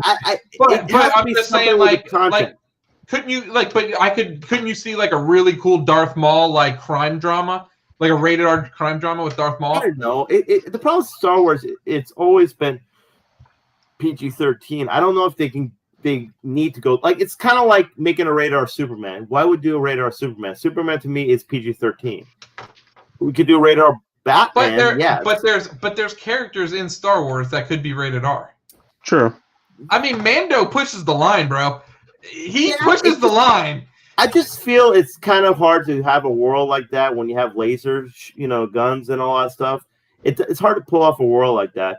To me, like like the thing with Marvel is that universe is so broad that you can have like PG-13 characters and you kind of rated R. Well, and also when you start bringing in a vampire, it's kind of hard to have vampires without being rated R. Exactly, exactly. Or let's say you bring in a street vigilante who kills criminals, like shoots them. Like it's hard to make that Predator, not Predator. Not Punisher. Yeah, it's hard to do that PG-13. Even a character like Daredevil, it's kind of hard to almost borderlines PG-13 and rated R. So it's hard to do those type of characters and that type of you have to push the envelope and you have to go to that stuff. Now Spider-Man, to me, it's always gonna be kind of rated R. But in the same time, but funny thing about Spider-Man, it's kind of like Batman, where it has like those dark elements too. Like, did you say Spider-Man should always be rated R? No, PG. I'm sorry, PG-13. Okay, I was about to say what? It has those elements, mature elements that could make it rated R, also like Carnage and Venom. Yeah. Which to me are rated R characters, or Morbius. So you have those elements too. Same with Batman. Batman's kind of that same way too. Are you guys both excited for Deadpool 3? Well, I am, definitely. We'll see. I'm more excited because it's going to make fun of the MCU more, and I think that's going to be really funny. Yeah, I think that'll be it, though. But other than that, I don't know. I still want a Hugh Jackman appearance. Oh, absolutely. I want a Hugh Jackman appearance, and I want a Tom Holland appearance all on the same screen, and I want them to bust into a song and dance, because that shit would be hilarious. Yes. Oh, my goodness. Take my money. Spider-Man, Tom Holland, and Ryan Reynolds Deadpool in the same screen at the same time. Yes. You know what, dude? And here's the thing, though. They can make that happen. Marvel can make that happen, which will be amazing, though. So, yeah, I'm excited for it. And I'm pretty sure they're going to pull it off. Another thing on the video, Chris, Spider-Man coming to Disney Plus. You think that's going to happen? It might. Did you see everything that's on the video? Like, yeah, there's a lot. There's a lot to take in. Even the 20th Century Fox stuff. Yeah, there was the stuff that they were supplying over to Hulu, like Logan. That was another thing they had on there. It was Logan on Disney Plus. What was the Chris Hemsworth movie? And it was with Hold on. I see Modern Family. Disney 18 Plus launching April 2021. Also, price increase. Wait a minute. Didn't I say that last week, guys? Wasn't I the one saying that Disney's going to do this? Yeah. It hasn't happened yet, Pete, and it's not a real video. This is a rumor until it's official. A rumor. I mean, this thing looks legit, though. It looks legit. It looks legit. Chris is right. It looks legit. But I mean, I'm not gonna show it to everyone, but like look it up on YouTube. It's on YouTube. I'm like looking at little things right now. The Jungle Book is supposed to be coming May 30th. It looks legit. The Modern Family all episodes starting January 1st. Deadpool July something, I can't read it. And then we have, remember the movie Stuber with David Bautista and that movie? That movie was coming to Disney Plus. April 16th. I mean, like I said though, it could be a rumor, it might not be true. I just don't see how the potential of Disney being like, like especially when they have Disney Plus and they've been losing a lot of money, man. I'm pretty sure like, look, we gotta make something we gotta entice we gotta entice our streaming site. We gotta put stuff in that so people can start I wonder if you have to pay extra for that though. I'm pretty sure you will eventually. Oh no, pretty sure. But, I mean, it's gonna. But here's the thing though: they own everything. Netflix, and they're not paying big contracts to Netflix. Netflix is paying what $100 million for Friends or some other crap. So, Disney hasn't really had to pay. Everything's in studio, so all they got to do is make all their original stuff. So, but I put the link in the description, not description, but in the comments. So if anyone's interested, take a look see of that. There's a lot of stuff here. Alita, the New Mutants, supposed to be July 2nd. The Good Doctor, seasons 1, 2, 3. That was also where we seen the Black Widow in April on early access. April 16th with Premier Access. I will be dropping $30 if that's the truth. The Shape of Water, April 2nd. Oh, Shape of Water, wow. I've never seen that movie. I heard it's good. Good movie. I heard it's good. I've never seen it. The Lone Ranger, April 30th. I mean, this leak promo looks legit enough to be like, I think this is actually real. I think it is. I don't know how someone got it and how it got leaked, but yeah, it looks real. So yeah, I called it right here, guys. Doesn't it almost feel like Hulu's going to go to the wayside though? Yeah, right. Yeah, like Hulu's going to go away. But it might. Like it might. I don't know, but like it depends, man. Like if here's my thing though, where would you get all your like some people want like just like like live television? Where we get it though? There's not too many places we can get streaming live television. That's true, but Pete, some of the other stuff they announced for there was Alien and Predator movies, the Kingsman series, Die Hard series, Omen, The Fly.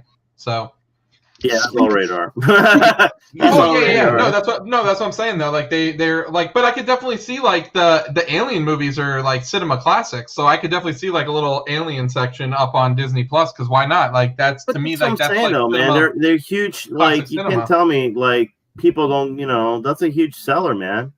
Like here's my thing though.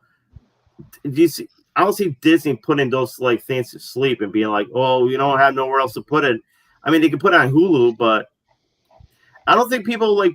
I feel like Hulu is for people that want, like Pete was saying, want to watch live TV. I don't think Hulu is like where people think of like I'm going to go here for streaming. Yeah, I think exactly. Only for exclusive things.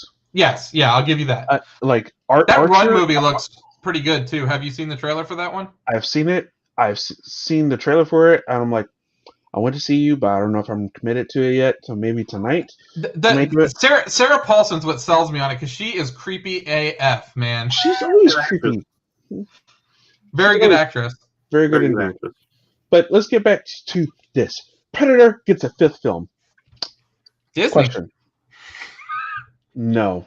It is Disney. Don't want it. Who's in it? Who's starring in it? What's the plot? Give me some juice. If they go in a direction where they went with the last one, no. But they had a super predator or whatever the hell they was. The super predator. And then like, oh, I'm gonna kill you, and then I'm gonna use your predator suit against you, and I'm gonna hunt down your whole race. And that's how that movie ends. There's this movie came out about, I want to say 10 years ago, Predators. That was with Adrian Brody. Adrian Brody, you're right. Which was a great movie. Yeah, it was really excellent was movie. I thought it was an excellent movie, man. And it, I know it's very similar to the first movie, but they did it their own way. It's kind of cool, like the way they did it. Like all these people were like different type of killers around the world, and they put them in here, and they came to them, kind of a thing. Yeah, exactly. And I thought it was an excellent movie. They did a great job. Now it didn't do that well, but I felt like it could have definitely used a little. It could have. I like where they're going with that. It could have, extended that whole thing. I'm not sure why they didn't try to use more of that or try to go further with that. They could have, and it didn't. I'm not sure why. I guess it didn't do well, but it's just like when he's, like I said, they did that right. whoever did that right. And from what I hear, the one that came out last year, whatever that was, it did not do well. That was terrible. Exactly. I just, the thing about it is, like, with Alien and Predator, there are great characters. They're great sci-fi characters. I don't see why is it so hard to make a successful franchise out of these characters? Why is it so difficult? Hey man, yes, let's free Britney. Free Britney. Do it. Oh gosh. The last Predator movie was such a joke, and like, you don't have big name. The big name actor in the movie was Thomas Jane, and he was a shell of himself with Tourette's. Like, they had a Key though. What's the name? Keegan-Michael Key, which was the other comic relief in the movie, along with Thomas Jane. So it was just like, come on. They also had Sterling Brown, the dude from This Is Us, and he's great. He's a good actor. Again, just no. Actually, who was it made by? Because I'm actually kind of upset about this. We don't need this. It's not needed. Just like the new Boss Baby movie is not needed. We don't need it. You know what's funny to like? I wish they did a really good, because they did Alien vs. Predator also, and it didn't go well. I wish it did one where, like, I remember this old video game, Alien vs. Predator arcade game, right? Where actually the Predators allied with us against an alien infestation, and I'm like, that seems to always. I don't know why they don't go with that storyline, where the Predators allies with the humans to fight off the alien infestation that goes on this planet. That'd be kind of interesting. Well, yeah, because the Predators are like, I mean, they were for hunting, but that would be like their huge challenge. Like, you have like 3 Predators or 4 Predators go after a whole alien infestation and try to kill them all.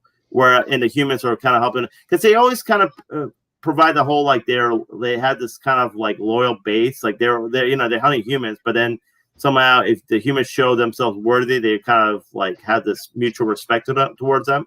So I always feel it would have been a really cool storyline going that route, and maybe expanding on the whole Predator race and alien race and how they function and what they do, and having the alien be the main antagonist and all that stuff, and of course, like, the corporation too, who are involved in the aliens and try to like weaponize them and all that stuff. But I don't understand when it can go that route. I think it'll be much interesting that don't base it on horror, like base it on sci-fi horror, but don't go straight horror. Just go in that somewhat in that area and go from there. Because the Predators are badass. I mean, we kind of like we don't see him as a horror character, more as a badass character. I see more horror though. It is horror, but I mean, at the same time, with all the cool weapons and all the gadgets and all, you see more of like a badass like character than like Alien. You see more of a horror character. That's more of like something we're more scared of. But Predator, I don't. There's a mystery there with Predator, and it's like, I may not know everything, but I'm like, that's a badass dude. I don't want to fuck with him. No, I don't want to do that. It would be cooler to see them more as a good guy than the bad guys of Predators. I just feel they need to go in that realm next time. They need to kind of expand on that storyline, make them the good guys, fight off something like the aliens or something like that, and go from there. And make a whole storyline on that. Going in that realm. Like I said, we gotta keep on doing these movies. It's the same storyline over and over and over. Where the point is like, okay, we get it. Predators hunting humans. What more do you freaking do? Yeah, what more do you like? What more can we expand on that? No, not much. There's nothing expanding on that. And the fact with the last movie, the last one was directed by Shane Black. Yeah, give you some of his credentials. Kiss Kiss Bang Bang. Great movie. Iron Man 3. Good movie. The Nice Guys. I heard it's a really good movie. And then he goes and do Predator. It's definitely not his, but he was in the first Predator movie, by the way. He wasn't the first Predator movie. I understand that, and I get that. And it's like he's kind of a coming home kind of a thing. And guess what? You still freaking suck. Yeah, but I tell you what, though, Kiss Kiss Bang Bang, very good movie. If anybody hasn't watched it, go watch it. Seriously, Robert Downey Jr., Val Kilmer, great movie, man. So go watch that one. But no, I just feel like I said, there's so much you could do with Predator character, but unfortunately nobody has done a good job with it lately, except for like that Predators movie, which I think is excellent, dude. By the way, if anybody hasn't watched that, with Adrian Brody, I believe it has Danny Trejo and Topher Grace, and I believe also Mahershala Ali is in it too. Yes, he is in it as well. He is in it too, like a small role, but he is pretty badass in that role. Yeah, dude, like seriously, badass movie. If you ever haven't watched it, go watch that one. Probably skip this one. Watch that one. Definitely, indeed. All right, moving on to our next little thing here. We're going to react to a trailer. Going to start playing it now. Oh my God, can't hear sound.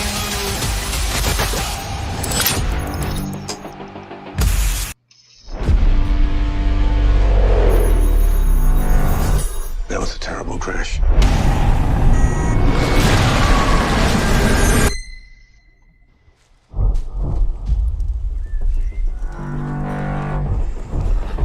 We're lucky to be alive.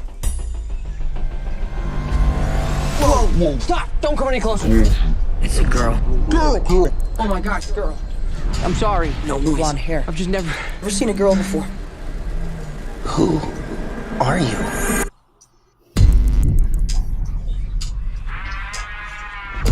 It's so loud here. We call it the noise. Happened to all the men on this planet. Every thought in our heads were on display. Where are all the women? They're dead. No noise. What is she thinking? Where the hell is her noise? It's strange to see everything you're thinking. You know, it's strange for me too, not knowing what's going on in your head. I mean, I don't know, you might not like my dog, or you want to hit me over the head with a rock or something. I like your dog. He's stronger than he knows. You better watch your noise. Snake. If those men catch you, they'll kill you. Get in the boat! If you want to protect the girls, you have to leave now. Keep you safe. Keep you safe. With her power, there's no telling what he can do. I need that girl before she wants him. How many are coming? 100? 200? Thousands.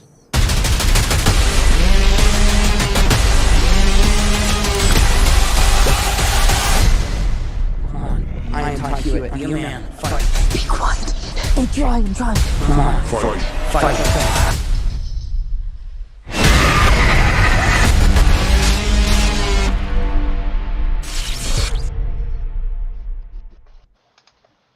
That is Chaos Walking. Is that coming to the theater, or is that coming to a streaming service? Theater. Okay.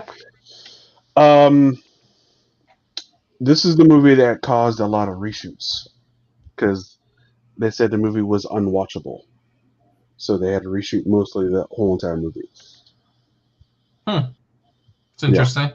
Who's directing that one? I'm good already. That was the one directed by the guy who did Born Identity and Edge of Tomorrow. Okay. Yeah. He's a good director.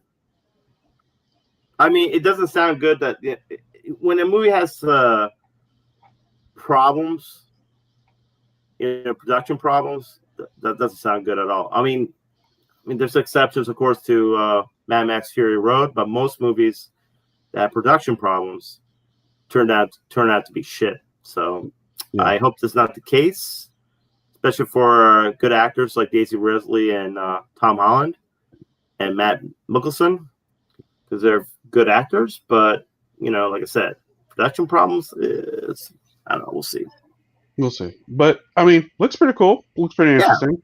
I like the idea. I think the idea sounds pretty sweet. is actually completed. So it's just a matter of it coming out. Of when it comes out, yeah. Yeah. Also, his name is Doug Liman. He directed. We'll go down to the bottom here. Swingers, The Bourne Identity, Mr. and Mrs. Smith, Jumper. Oh dear God. Fair Game, Edge of Tomorrow, The Wall, American Made, and Chaos Walking. And a couple of little TV shows here and there. I mean, most of this stuff is pretty good. Yeah. I enjoyed this stuff. Yeah, Jumper. Hopefully he had nothing to do with the game. All right, moving on. So originally, about a month ago, maybe a little bit more, I said that, oh no, not that one. I said, Coming to America is going to be December. Actually, turns out it's going to be in March. Coming to Amazon only, Amazon Prime. So they actually have a release date for that, and then because Greenland, movie I watched a week ago, is coming out in December. Nice. Did you like that movie? I did, in a way. Actually, I'll pull up the trailer. We got time. This is a Thanksgiving episode. We'll be a little long. Sorry, we got no topics after this. I don't think. Anyway. Okay. We don't have to work tomorrow, so right? Nope. Gotta eat food. Just got that bat phone just ringing. Yeah, I know. So hello. Oh, you're fine. I'm just giving you shit. Yeah, not an important call. Neo's not calling, so. Do you have a caller ID on the bat phone? That phone? That phone. ID? Yeah. Yeah. Huh. I mean, no, not calling. It's just such an old-timey phone that, like, I never would expect, in fact, like, I don't know if that phone has caller ID or not. It's not a caller ID. Excuse me. Oh, Anthony's getting tired. That's from pre-gaming too early. Fine, man. All right, here's Greenland. All right. My family in a bunker.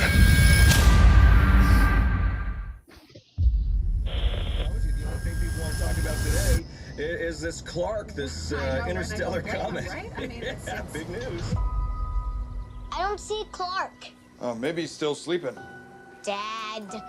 some of Clark's larger fragments are now expected to enter our atmosphere. That's right. And now those are just. What are they saying? More of the same. I bet it's gonna make a heck of a show. Whoa! Where are they going? I don't know. When the first chunk is about to hit. Hit? Only part of it. It's going in the ocean. Would you look at that? Wait, where's the explosion?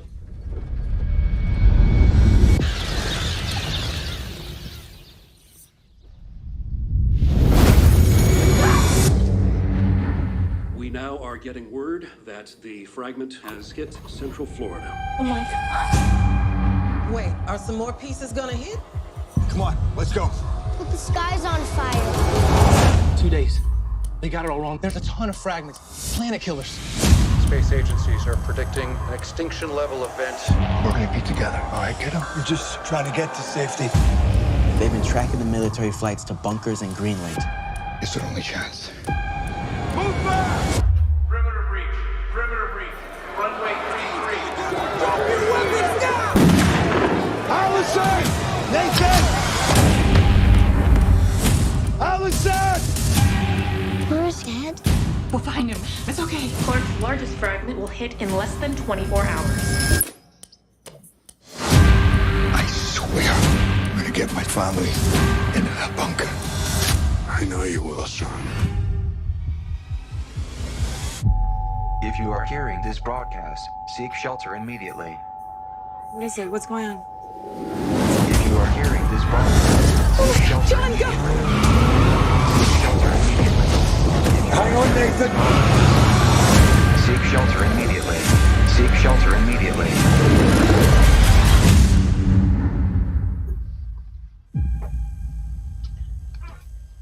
So I'm taking it in that last scene that weren't in Florida anymore because I don't know where Central Florida has hills like that.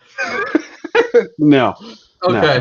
No. All I gotta say is, why Florida, man? Why do we have to be the ones getting hit? All right. We've never gotten hit before. Leave Florida alone, man. Leave Florida out of it. I know we got freaking we got gators in our non-existent basements. Now we got asteroids. We gotta get hit. Come on. Exactly, man. Is it bad enough we get hurricanes all the time? Now we got a meteorite shower going to hit in our nice area. Come on. Come on. Enough with this, guys. Enough. Hollywood needs to stop hating Florida, all right? Pick another state.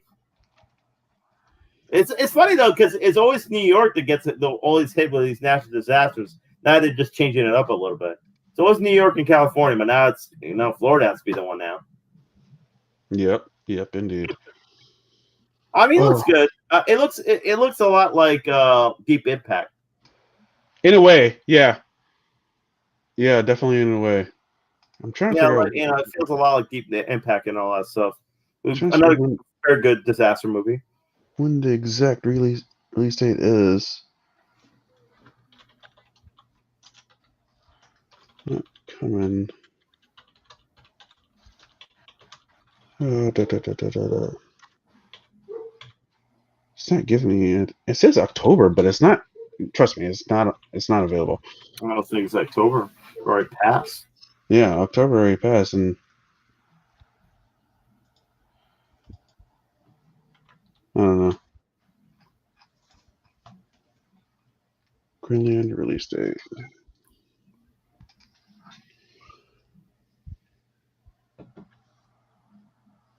Yeah, it says October 27th.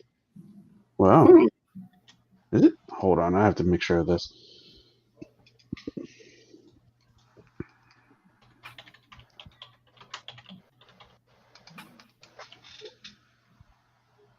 No. Not October? Not October, because it's not even on there. I even went to Amazon Prime itself. It's not even on there. Do you have anything yet? I don't know what you're looking at. Yeah, I'm looking it up as well.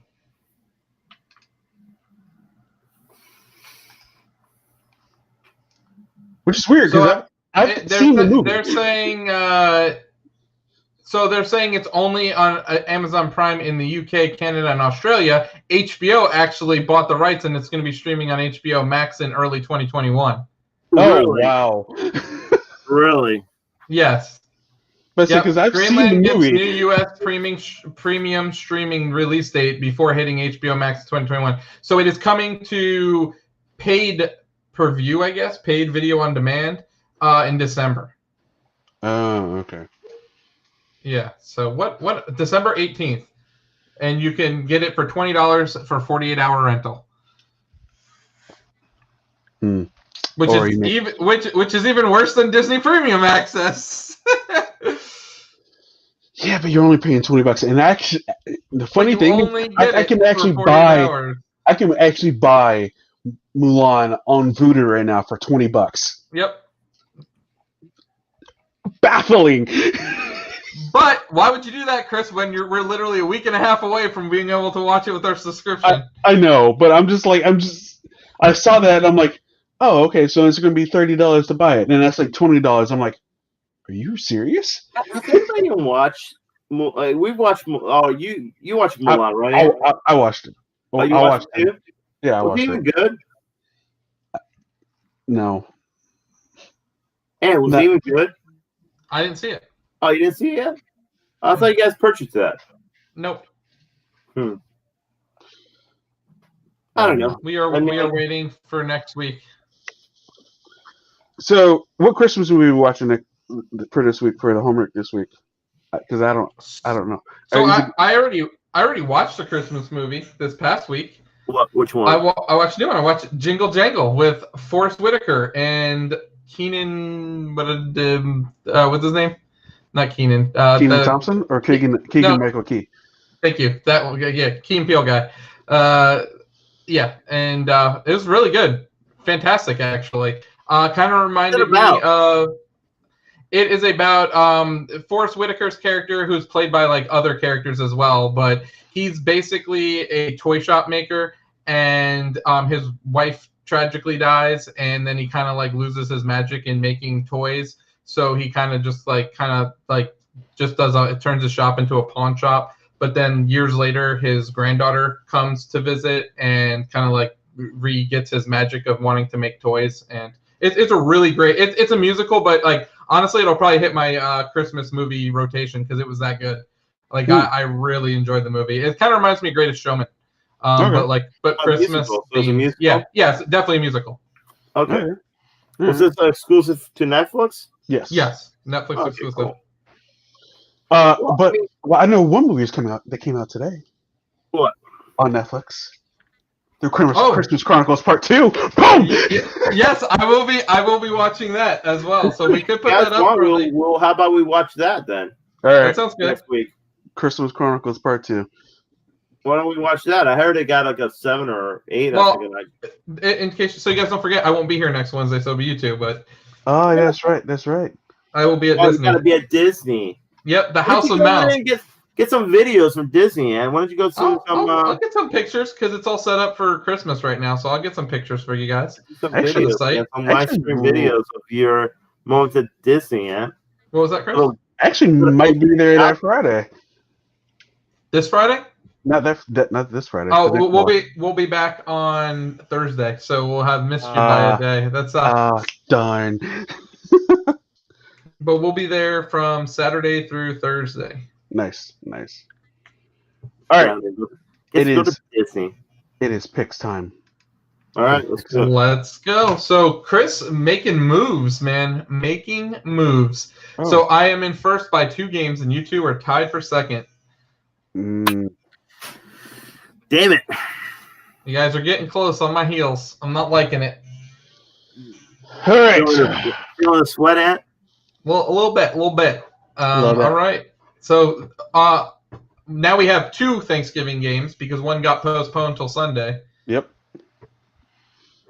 Ready for it? First game. Houston Texans at the Detroit Lions. That's a tough game. I'm going with Texans. I'm going to go Texans as well, just because I don't trust Detroit. I'll go Texans.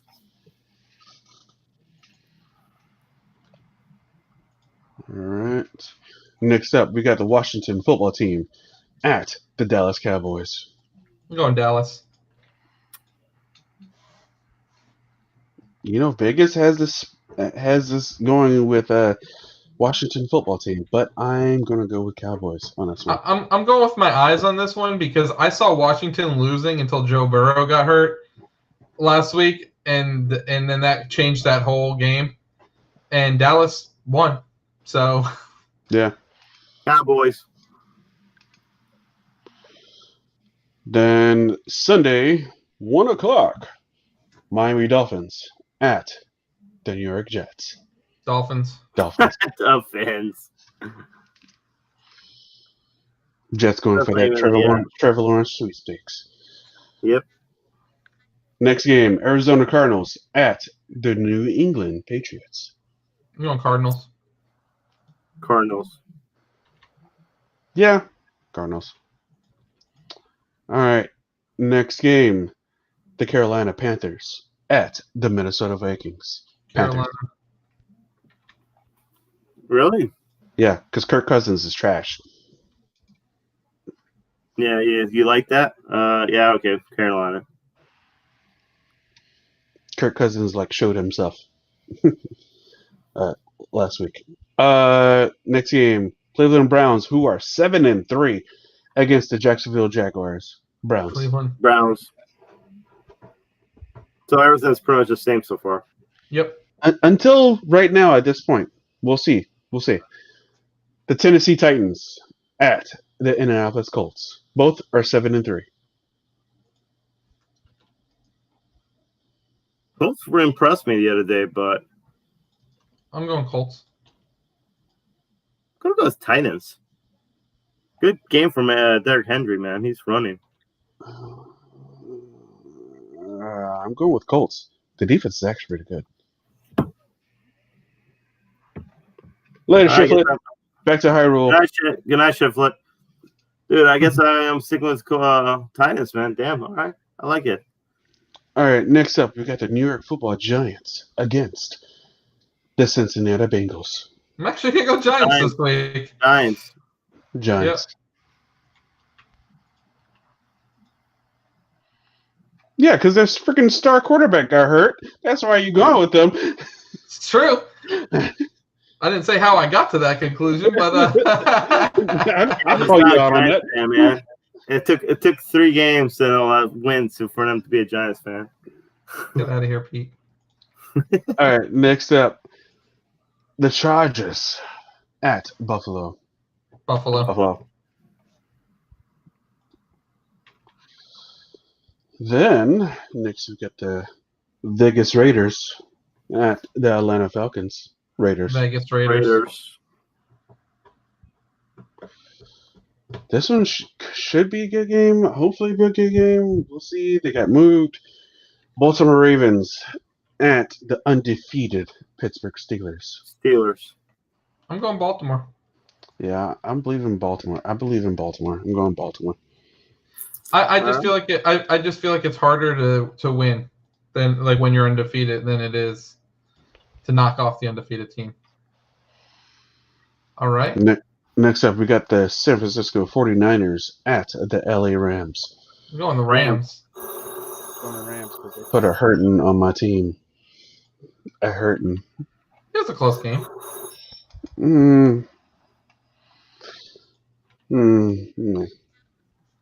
Say that to the interceptions. Next game. The New Orleans Saints at the Denver Broncos. Saints. Even though Broncos did okay, I'm still going to go Saints. Yeah, go Saints. All right. For my game of the week, the Kansas City Chiefs at the Tampa Bay Buccaneers. I'm putting the Bucs down for you, Chris, but I'm going Chiefs. I know you are. Tampa? You gonna go to Tampa? Of course I am. He never lets. He never sways. Never. That's good, dude. Better man than me. I can tell you that. Me too, man. I swayed. All right. So Chicago Bears at the Green Bay Packers. Packers. I mean, they did get exposed. Mike Glennon's starting for the Bears this week. Oh God, no! Green Bay. Yep, expose that. Oh God, no! Green Bay. I'm so sorry. I gotta throw this out there real fast, guys. I am a little mad at fantasy. I thought I was gonna have the one-up going into the playoffs because fantasy football had Taysom Hill listed as a tight end up and through this week. So I picked him up, put him in my tight end spot for 24 points last week. But they changed the rule. He's only a quarterback now. I was like, come on.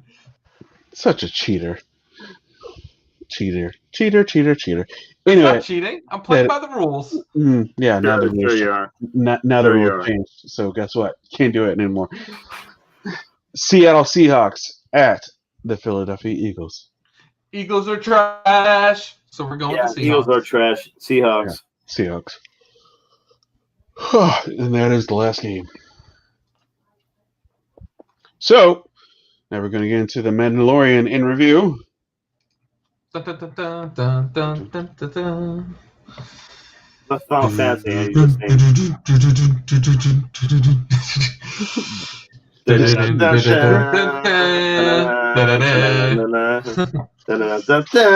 Okay. Anyways, The Siege. My personal favorite episode of the season, directed by Carl Weathers, Apollo Creed himself. This episode made me feel like I was watching A New Hope again. It made me feel like I was watching the old late 70s, early 80s Star Wars more than any other Star Wars has ever made me feel, and I love this episode for that. More than Force Awakens. More than Force Awakens because we didn't have to have cheesy callbacks. This episode was fantastic from the top to the bottom. I just love this episode. And that little kid should have just gave freaking Baby Yoda his damn cookies. What an asshole that kid is. I agree. Was it his cookies? What? No, like sharing is caring. That kid did not care enough. Exactly. So Yoda took him by force, literally.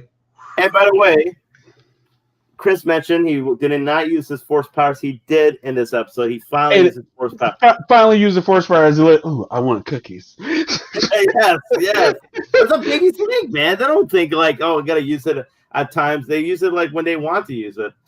Dude, Baby Yoda is a little pothead, dude. That dude's always hungry, man. He got the munchies big time. That's true. I gotta admit though, like one funny part in this episode was like right in the beginning where like Mando had him try to fix the wires. Yeah. Kind of remind me of like Groot and Galaxy Volume 2. Like, don't push this button, push this button. And then it's like, I'll take the blue wire and the red wire, but put it in the other opposite. But don't hit it together. Do it like this and all that. And it's so funny that part. And he's like, yeah. Like, no, take that wire and put it like this. Man. And literally almost electrocutes himself, Baby Yoda, like doing that. And I'm like, I cracked up, man. That was pretty funny, man. But overall, the episodes, I want to say it's the best episode. I still think the third one, to me, is my favorite so far. I know we all I think, Chris, the first episode was the best. First one. And since that's the fourth, this one was the best. I still say the third one's my favorite. But this one's an excellent episode because I like Anthony was saying, they gave me some New Hope vibes from like when they're fighting with the stormtroopers in that whole castle thing, whatever. The science facility. Yes. So also the chase scene with like the speeders, they're being chased by the speeders and all that stuff, and where Carl Weathers' character, I forgot his character's name, but he was like shooting them with like something Grief, I believe. Grief is that his name? Grief something. Yeah. So, yeah. Yes. So definitely was some good callbacks without trying to go too like into the old school kind of realm. You know what I'm saying? They did it their own way, but it still had a lot of good callbacks. Even to the point where Mando shot down the other plane that was chasing them. Yeah, and it's like, oh, they saved us! Oh, yeah, exactly. they have like some good callbacks. What's cool too about this episode? Not only did it felt like they had some cool, like it feels kind of New Hope-ish and has some good, old school feels to it. It definitely progressed the story too. Now we know why Moff Gideon wants Baby Yoda. He wants his blood to create these clones. I have a theory. Now, these clones are being created. Could it be that this is going to be the future old Snoke? Could this be the clone, I was thinking that or the Emperor. Yeah, the Emperor. So I think it's one and the same, guys. I think Snoke is going to be a messed up version of Emperor Palpatine. Yeah. That's why, like, Snoke looks all decrepit and old and all that. Because he probably was a clone that did not, because you look, all those clones were all disfigured and all that stuff. So maybe in the end it's gonna introduce Snoke. You know what I'm saying? This is where Snoke comes into fruition by these experiments. Another thing I thought was cool, so like you see in the end, Moff Gideon, they have a tracer on Mando, and then they kind of said this, and also they show these like literally black stormtroopers. They look like kind of a mix between stormtroopers and Darth Vader or whatever. It looks like kind of a little bit like that. I thought that was pretty cool too. They're sending this like Death Squad or whatever they are into battle. Kind of setting that up. So you definitely see some little progression, even though it felt like a different side story. It definitely was progression to the whole storyline. It's definitely moving the show a lot more than I'd say last season was. So you're definitely seeing where the story is going, where it's heading. Picking up and it's moving. Exactly. And things are happening. You're like, oh, okay. So now I'm actually following along. Exactly. I did enjoy the episode, and there was the Game of Thrones moment that I did notice kind of like right away. And I was like, huh, interesting. And then later on, the internet picked it up and ran with it. More of the modern guy in today's times with his blue jeans in the background. Yeah, I'm sure that's going to get edited out of there. Oh, 100%. Yeah. Yeah. But I like the episode. I thought it was good. I thought it was extremely good. I was very happy with it. Yeah, it definitely was a pretty good episode. I feel like this season is definitely going by pretty well. I remember last season they had those couple of those episodes that had really didn't progress the story. They're kind of one-offs. Yeah. This one definitely seems much more progression. So the next episode, guys, is named The Jedi. So is that really? Yeah. And directed by Dave Filoni, who's baby. What's that? I said, and directed by Dave Filoni, whose baby I think we're going to see a character. Yeah. We haven't seen. Yeah, live action. Or not Asuka. Sorry, dude. That's wrestling. Ahsoka. Sorry. Yeah. So I think that's what we're going to lead up. There's this weird rumor going around the internet, though, that it was going to be Mace Windu. And I'm like, what a weird rumor, because he's dead. Yeah, is it going to be a clone? Is he dead? That's true. We never seen him hit the bottom. But is he dead? I don't know. Do you think though, they would, they would keep that secret, casting? I mean, I'm pretty sure it's hard to keep secrets like that. Well, here's my issue with it being Mace Windu. It makes no sense, right? Because he's the second most powerful Jedi behind Yoda in the original prequel series. So if he's still alive in any means, why wouldn't he have showed up through the original trilogy? That would make absolutely no sense for him to not be there. Exactly. Consider they would have needed his help. Yeah, exactly. Yeah. There's nothing they could tell me where I'd be like, oh, okay, yeah, I get it. Yeah. No, the Emperor's literally taking over the whole world. We would need your help. Well, why? Here's my question then: where was Ahsoka and all this stuff then? What's going on in? She wasn't a Jedi. She was not a Jedi, Pete. Well, they call him the Jedi. She's not a Jedi. So maybe it's not her. Maybe it's Ezra. Ezra's a Jedi. Possibly. We shall see. I mean, we only got till tomorrow, really, tomorrow night or whatever, or Friday, whichever you guys watch. Friday. So, but yeah, I'm definitely digging this season. It's definitely excellent, and can't wait for some more. Yeah.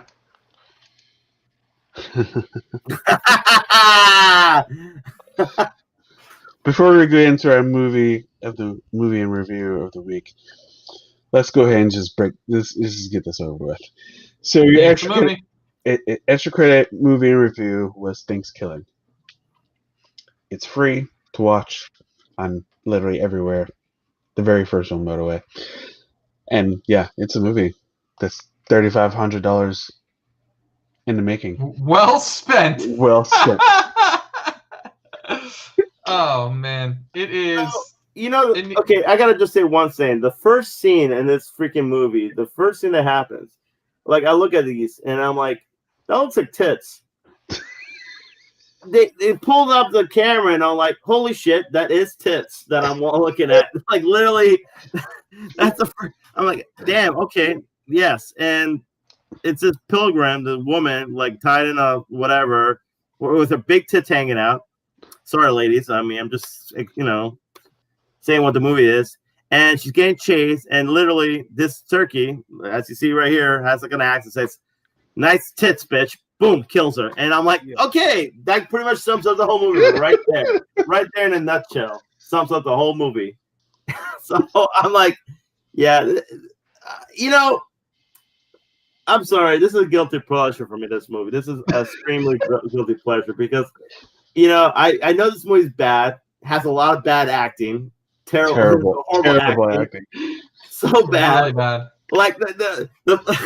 I mean, there's a part where the main guy who's a football player goes see his dad, and he's like, "Hey, Dad," he lies to his dad because he's second string, which I think that it's funny though. This character's kind of the same thing, almost like James Van Der Beek character from what's the name?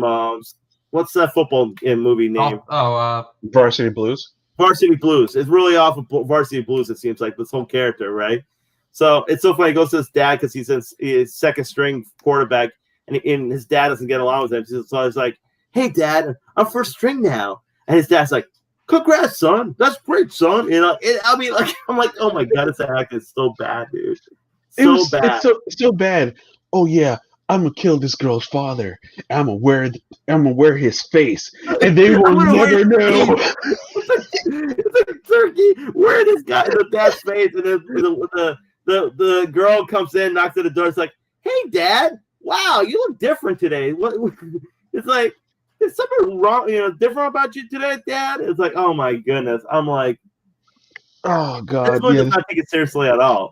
No, but like I said, it's something where you're like, you know, as bad as it's so bad, it's good. It really is so bad, it's good. And that's this movie sums it up. You know, it's one of those things where like this movie, it's like such a trash movie, but it's so hilarious. And please tell me what you think.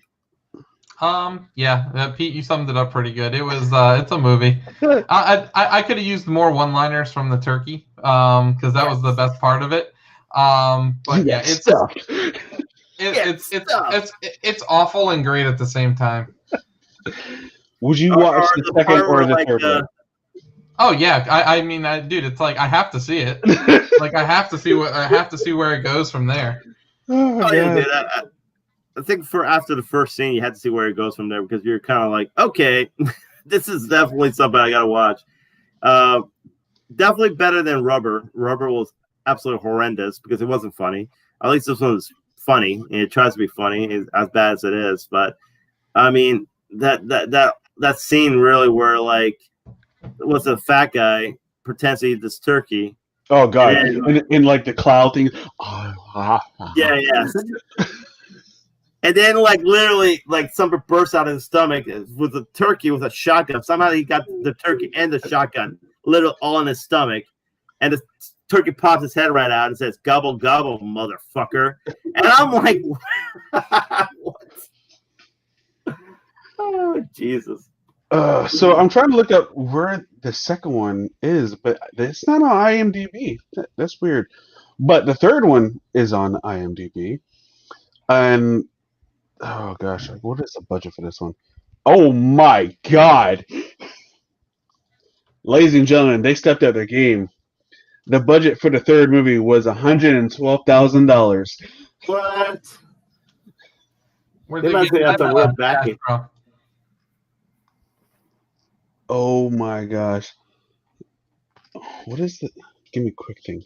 A foul-mouthed villain turkey carves through to the likes and of a rapping grandma, a mindless muppet, a wig-wearing inventor, a bisexual space worm, and their equally ridiculous friends on their quest to recover the last copy of Thanksgiving 2.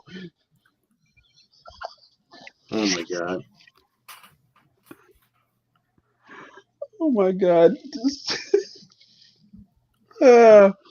Oh man. So was there not a Thanksgiving 2? I guess not. I guess not. Is there no an IMDb or anything? No. So instead they call it Thanksgiving 3, but then they're on the way to recover Thanksgiving 2 in the third movie. Well, it takes place in space, so maybe that's why they did away with that.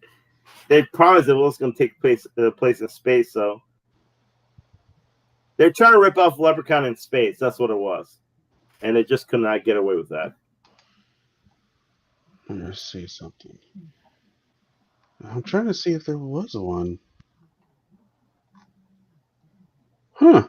I don't think there was one. Oh, wow. We should go to the trailer of Thanksgiving 3 just to see how good it is. How good it is. Wow.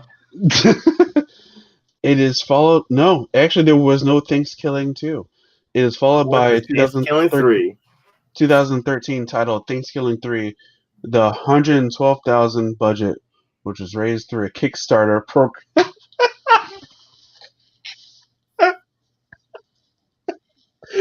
Oh, they got the budget from Kickstarter. Oh my god, people paid. Hey man, I don't blame him, dude. It's good stuff. Oh man. Oh man! All right, yeah, I got nothing. But you know what, man? It goes to show, dude, what some $3,500 can bring you, man. Look at that. Like these guys got like literally made money off of this movie, this franchise. Yeah. It goes to show, guys, what little money can do for you, man. Yeah, Jordan Downey. Who is? Oh, that dude. Okay. Wow. All right. You're the director of the first one. You made the second one. Good for you, bro. Good for you, man. Good for you, man. You went over there from $3,500 to $100,000 movie, man. And what's he doing now? I don't know. He just directed The Headhunter. Yep. That's it. Oh man. Nobody. So there's not a Thanksgiving 2. Ant's a little disappointed. There's no Thanksgiving 2. But there is. It's in the movie. Thanksgiving 3. So you have to watch Thanksgiving 3 to watch Thanksgiving 2. Exactly. It's in the There's a movie and a movie. Oh, man. That's how they get you. Yeah. That's how he gets you. What was that? What was that excellent movie we watched, Pete, with was it a Rocket Kid, or what was it called? Oh, it was oh geez, I forgot. It was on Netflix too. Yeah. Well, Kung Fury is amazing. Yeah, Kung Fury is absolutely fantastic. That's amazing. It was like Nitro Rocket Kid, wasn't it? Nitro Kid? What? Was it Nitro Kid? No, it's Rocket Kid. It's Rocket something. Rocket Kid? I think it was Rocket Kid. No. Kid. What was it called? Oh, that's gonna bug me. That was a great movie too, man. That was pretty decent. That's a pretty good movie, actually. It wasn't like horrible. You know, that movie. You sure it was Rocket? Sure it wasn't something else? Turbo Kid. Or Turbo Kid, wasn't it? Not to be confused with Turbo Man. Turbo Kid it was. What a fantastic movie that was. You should watch that movie, Chris. Yeah. Where's it on? Is it on anything? You can watch it with Prime Video. It is available. Probably get on that. That's gory violence right there, man. That's another gory violent movie. But it's actually good. It's actually pretty good. It's not it has some like whatever to it, like little cheese, but it's pretty good. It's not like this. Turbo Kid. All right. Actually, it actually won 22 awards, Pete. Wow. It was in Canada too, right? It was made in Canada, right? Yeah, it was nominated for Canadian Comedy Awards. And it won in Fright Fest. Wow, that's a good like mixture of. Good movie though. All right, Ant, let's review this movie, Ant. All right, let's go. Spectre. Spectre. All right. Came out in 2015. Mr. Daniel Craig's second to last James Bond movie. A cryptic message from James Bond's past sends him on a trail to uncover the existence of a sinister organization named Spectre. With a new threat dawning, Bond learns the terrible truth about the author of all of his pain in his most recent missions. I'm not gonna lie to you, this felt more. I never seen it, but this felt like it could have been like Octopussy in a way. Am I right? Like how so? Well, with the ring with the octopus on it. Oh yeah, I see what you're saying. Yeah, like the symbol. The symbol, Christoph Waltz with the eye, with his eye thing. I thought that was a villain in the Bond universe at some point. I don't know if it was the same movie, but it was like it gave me those vibes. I was like, this seems like it could be like the new Octopussy kind of a thing. Yeah, well, and then the cat. It's funny. I kept thinking Hail Hydra. Well, yeah, it kind of felt like Hydra too with that symbol. Yeah, the tentacles, I guess they're always there. Yeah. So, but what do you guys think though? Did you guys enjoy this movie?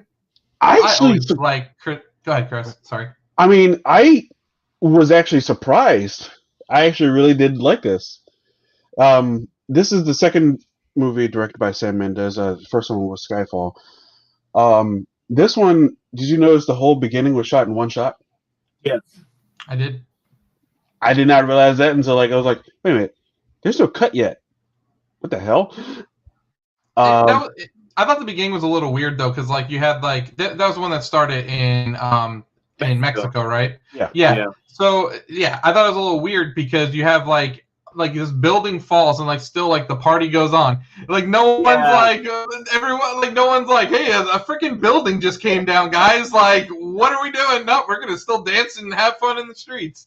Yeah, I mean, what happened with the train in Skyfall? Oh, this guy just jumped off the crane into the cab, and he's just kept on walking. But I agree though that period part in the beginning was kind of weird. The building falls, he comes out of it, but then the parade's still going a couple of streets down. It's not even that nobody's looking at what's going on. It was the building falling down and anything else. I mean, it's a pretty good scene. I mean, it wasn't terrible. I mean, it's like they were finally starting to worry when the helicopter was getting a little close. Yeah, exactly. Yeah, they're oh, the helicopter's moving kind of weird. We should still party. And the guy was oh dear goodness gracious, we should run. But I thought it was a pretty well shot scene, though. The camera work and the imagery is pretty deep. I like that one shot where there you see the Day of the Dead and the parade and all that stuff. Pretty nice imagery and all that stuff. Yeah. But it's a good scene. I mean, it wasn't anything we've seen better, intros to Bond movies. So, but it's pretty good. It has a nice, like I said, I like the Day of the Dead imagery. I thought it was really nice, that whole parade thing. It was a good flow. Yeah, it's a good flow. I like that. But I mean, overall though, I mean, it's a pretty good movie. I think it could have been better. I think definitely this movie could have been better. I feel with what they're going with, because Spectre really, in the past James Bond movies, that was pretty much his main antagonist. James Bond's main antagonist was Blofeld and Spectre. Those are his main antagonists throughout the movies. Spectre and Blofeld have been they've been a few James Bond movies, not just one. So a lot of times with a lot of the James Bond movies, it's one villain, one-off villain, right. And they kind of move on with that. But they've been kind of reoccurring characters. So I felt this could have been done better. I think there's certain elements of it could have been more expanded. I think the fact they kept it too secret, the whole secret society, and then you find later on you find a reveal that I believe his alias was I forgot what it was, Hassenberg or something like that. It turns out he was actually Blofeld now. Yeah. Christoph Waltz's character, he went from different alias, but then you find out he's Blofeld, and it could have been done a little more. I know they're trying to keep all secret and all that stuff, but I think everybody figured out even before the movie day it's going to be Blofeld. I think most people knew that. They just try to tease that. I think that it's the same. They did the same thing with Star Trek, the second movie, Into Darkness, where people thought Benedict Cumberbatch would be Khan, and no, he's not Khan, and you find out he is Khan. Same thing what they did with this one, where they find out he's Blofeld, and it's sometimes I feel like the student needs to just be you know what, forget the whole secret crap. Let's just make him Blofeld. Let's just go all out, because it's kind of surprising, I know that it's a surprise, but most people already expected that it's going to be that character. So why keep it? We already know that. Same thing with Benedict Cumberbatch and Star Trek Beyond. I did not know that personally. I did not know that going into it. I just thought this dude was freaking creepy as hell with his voice. And he was very authoritative in the trailers. I was like, this seems like dude you don't want to mess with. And I was like, this is interesting. And then when he finally said Khan, I was like, oh shit. Yeah, from Star Trek. I had a theory too when I'm going into that he probably was going to be Khan, just because of his, I don't know, just the storyline they're going into it. So, but. Same with, like I said, same with this movie. I felt he's probably going to be Blofeld, Christopher Waltz. It just makes sense. So, and then it turns out to be. I did like Dave Bautista played a good muscle character in the film. I thought his character was pretty. Was it Mr. Fix or whatever, Mr. Something? Yeah, I forgot what it was. But I thought he did a pretty good character job with because he's believable, like he had the cool suit and all that, and plays like but then he's a badass. So I thought he did a pretty good job with that character. But like overall, like I think one thing to point out that the Bond girl in this one was kind of weird. The whole relationship between her and Bond was kind of weird. Like I think Anne pointed that out, that he was Mr. White's daughter, and that whole relationship kind of didn't. That vibe did not work. I don't think as well. She seemed a lot younger than him too, which was kind of weird. It just but the whole vibe and the whole that whole thing did not work well. It wasn't like a real believable connection. I feel like. So I definitely did not. I think he had more chemistry with Monica Bellucci than he did with her. Yeah. So yeah, but he's overall, about 20 years older than her. But Monica Bellucci, I think, was older than Dan Craig. So that's kind of.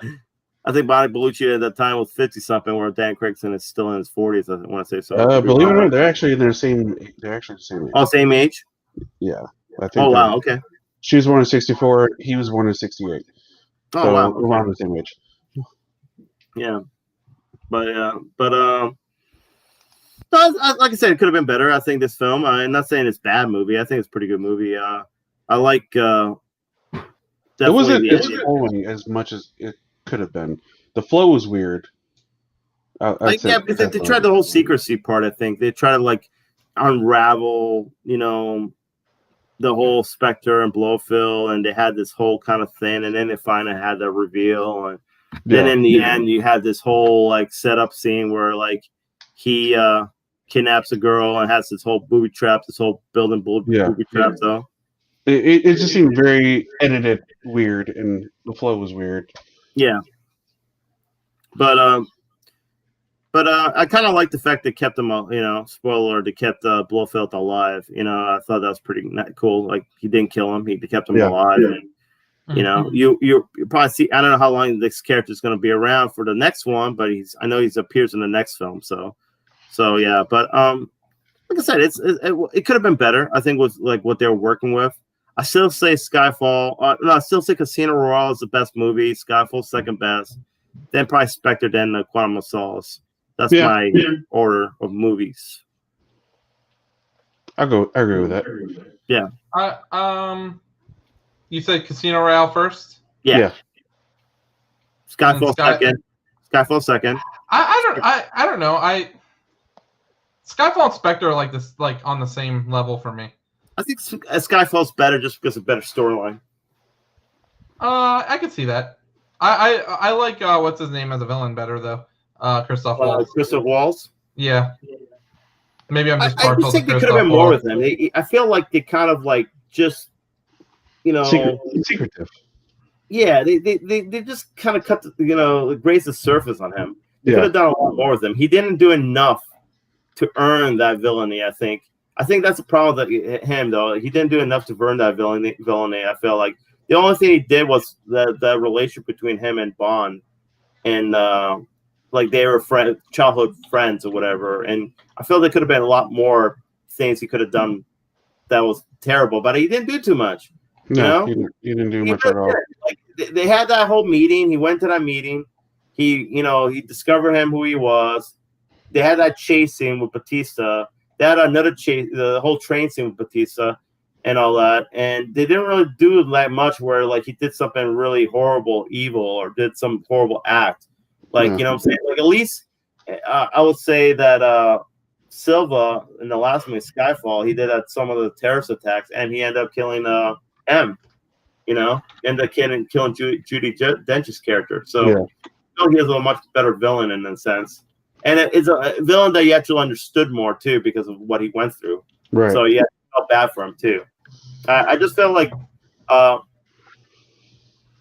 are you doing there, Ant? Nothing. Are you, looking? He's falling asleep. just sitting up, watching. He's falling asleep. I ain't Ryan Raymond. Oh, come on. Get in there. But, no, I just thought that he could have done more as a villain. There could have been a lot more he could have done, and it could have been much better where he actually was a villain that you hated, you know. So it wasn't enough to me. But like I said, that's my order of the movies: Casino Royale, Skyfall, Spectre, and then Quantum Solace. I'm going Skyfall and Spectre are my 2A, 2B, and then Quantum last, of course. All right. I'm with Peter on that one, on that list. And so we say the budget for this movie was $245 million. Jeez. Opening weekend, it made There are $70 no million. expenses. Yep, none at all. Gross USA made $200 million. Worldwide, $880 million. Well, they made their money back. Yep, definitely did. And then next week we're gonna review the Christmas Chronicles. But now we're gonna talk about what we've been watching outside of Thanksgiving and Spectre. And I'm gonna be honest with you, nothing. So I already mentioned I watched Jingle Jangle, which was fantastic. Highly recommend it. Also, I've been watching a series on Netflix that I'm pretty sure a lot of people have watched, considering it's breaking records. I started watching The Queen's Gambit. And what was that, Pete? Yeah, I heard about that. Yep, and we are on episode 4 now, and it's pretty good. We're enjoying it. It has don't remember the actress's name, but she's from Anna Taylor-Joy. Thank you. From Split. But yeah, she does really well in the show. I don't know if I know any of the other actors in the show. I don't think I do. But I'm enjoying it. It's about a young girl. She ends up in an orphanage when she's younger. She learns how to play chess from the janitor there, and she winds up being this like genius in chess. And yeah, I don't want to say too much because if you guys plan on watching it, if I say too much about it, it'll kind of ruin some key story points. So, but it's very well acted. It's good. It takes place in the 60s. Yeah, I would recommend it. It's a very good series from Netflix. But that's what I've been watching. All right. Yeah, I said I haven't watched anything. What about you, Pete? Have you watched anything? Well, you know, so we've been reviewing Dana Craig James Bond movies. So on Pluto TV, actually, since I watched Sam's Killing in there, there's a James Bond channel actually they have in there. So I've been watching a couple of James Bond movies in there. So which I've seen before, but I kind of rewatched again, just kind of compare and contrast to the new James Bond movies. For Your Eyes Only, and I watched. What's the other one I watched? To Live and Let Die, and a couple of Roger Moore James Bond movies. It's pretty good. You should always. I recommend you guys catch some of the old James Bond movies. I mean, some of them have aged, somewhat not so good. Other ones age good. Some cheesy ones, some pretty good ones. So definitely worth watching, because just to compare and contrast to the old school, because each one has their different styles. I feel like they're kind of definitely similar characters, of course, but their own way of doing it. But definitely good watches if you ever want to go to the old school stuff. And also, I binge watched the shit out of Cobra Kai. I just finished the whole series. Nice. Gonna wait on season 3.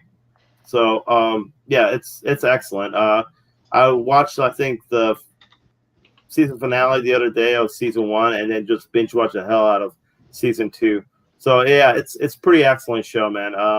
That's what me and Leah did when we watched it. We liked it so much we just binge watched everything. Yeah, like it's so funny. Like watching, I think, because I mean, first season is really good, but I think once I watched like the season finale of that, I literally watched the hell out of season 2.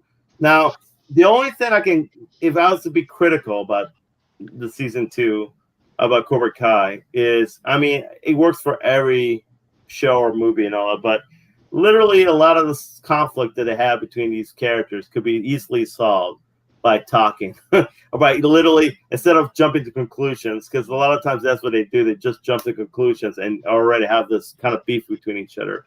So, but it doesn't happen that way, and it turns out to, there's always going to be conflict and all that stuff. But it really is an excellent show. I like not only the it's funny though, because at first I was more following it because of Danny LaRusso and Johnny, the two guys from like Karate Kid. But I really started enjoying the kids now too. The kids I'm starting to get more involved with too. They're become like you're growing to like these characters and growing to like enjoy these characters. So it's cool and there is a lot of growth. And what's cool about the show too, there's a lot of growth in some of these characters. There's a lot of growth from like beginning to now. So that's a really cool thing about it too. And like I said, I think they've done an excellent job. And can't wait for January 8th because season 3 starts in January. So like I said, I highly recommend it. Go watch Cobra Kai. Like I said, if you like the original Karate Kid movie, but like I said, it's Karate Kid, but it's kind of like I said, it's really they do a great job to this time as well. Like there's one kid who's a nerd who keeps a reference Game of Thrones, which is kind of funny. You know what I'm saying? So I kind of like that.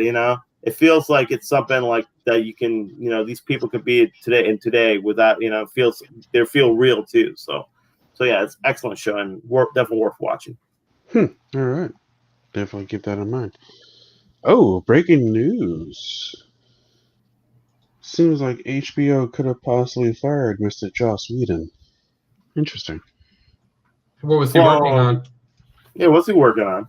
The Nevers.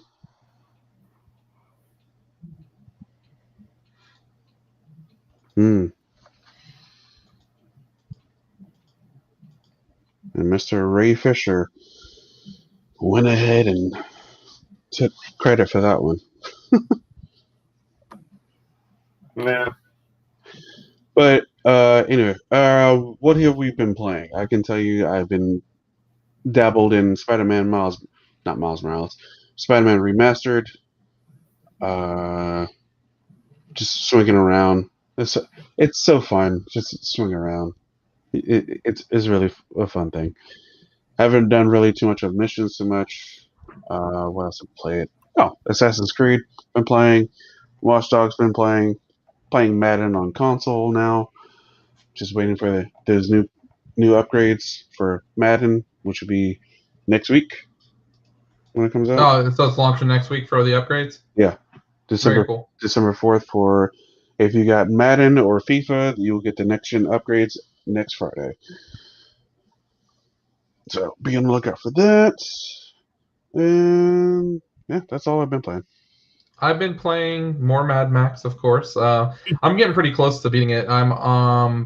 I basically what I'm doing now is I just fought the guy from the beginning of the game that you thought was dead, and then he almost kind of defeats you, and then they bring you back by putting the War Boy blood in you.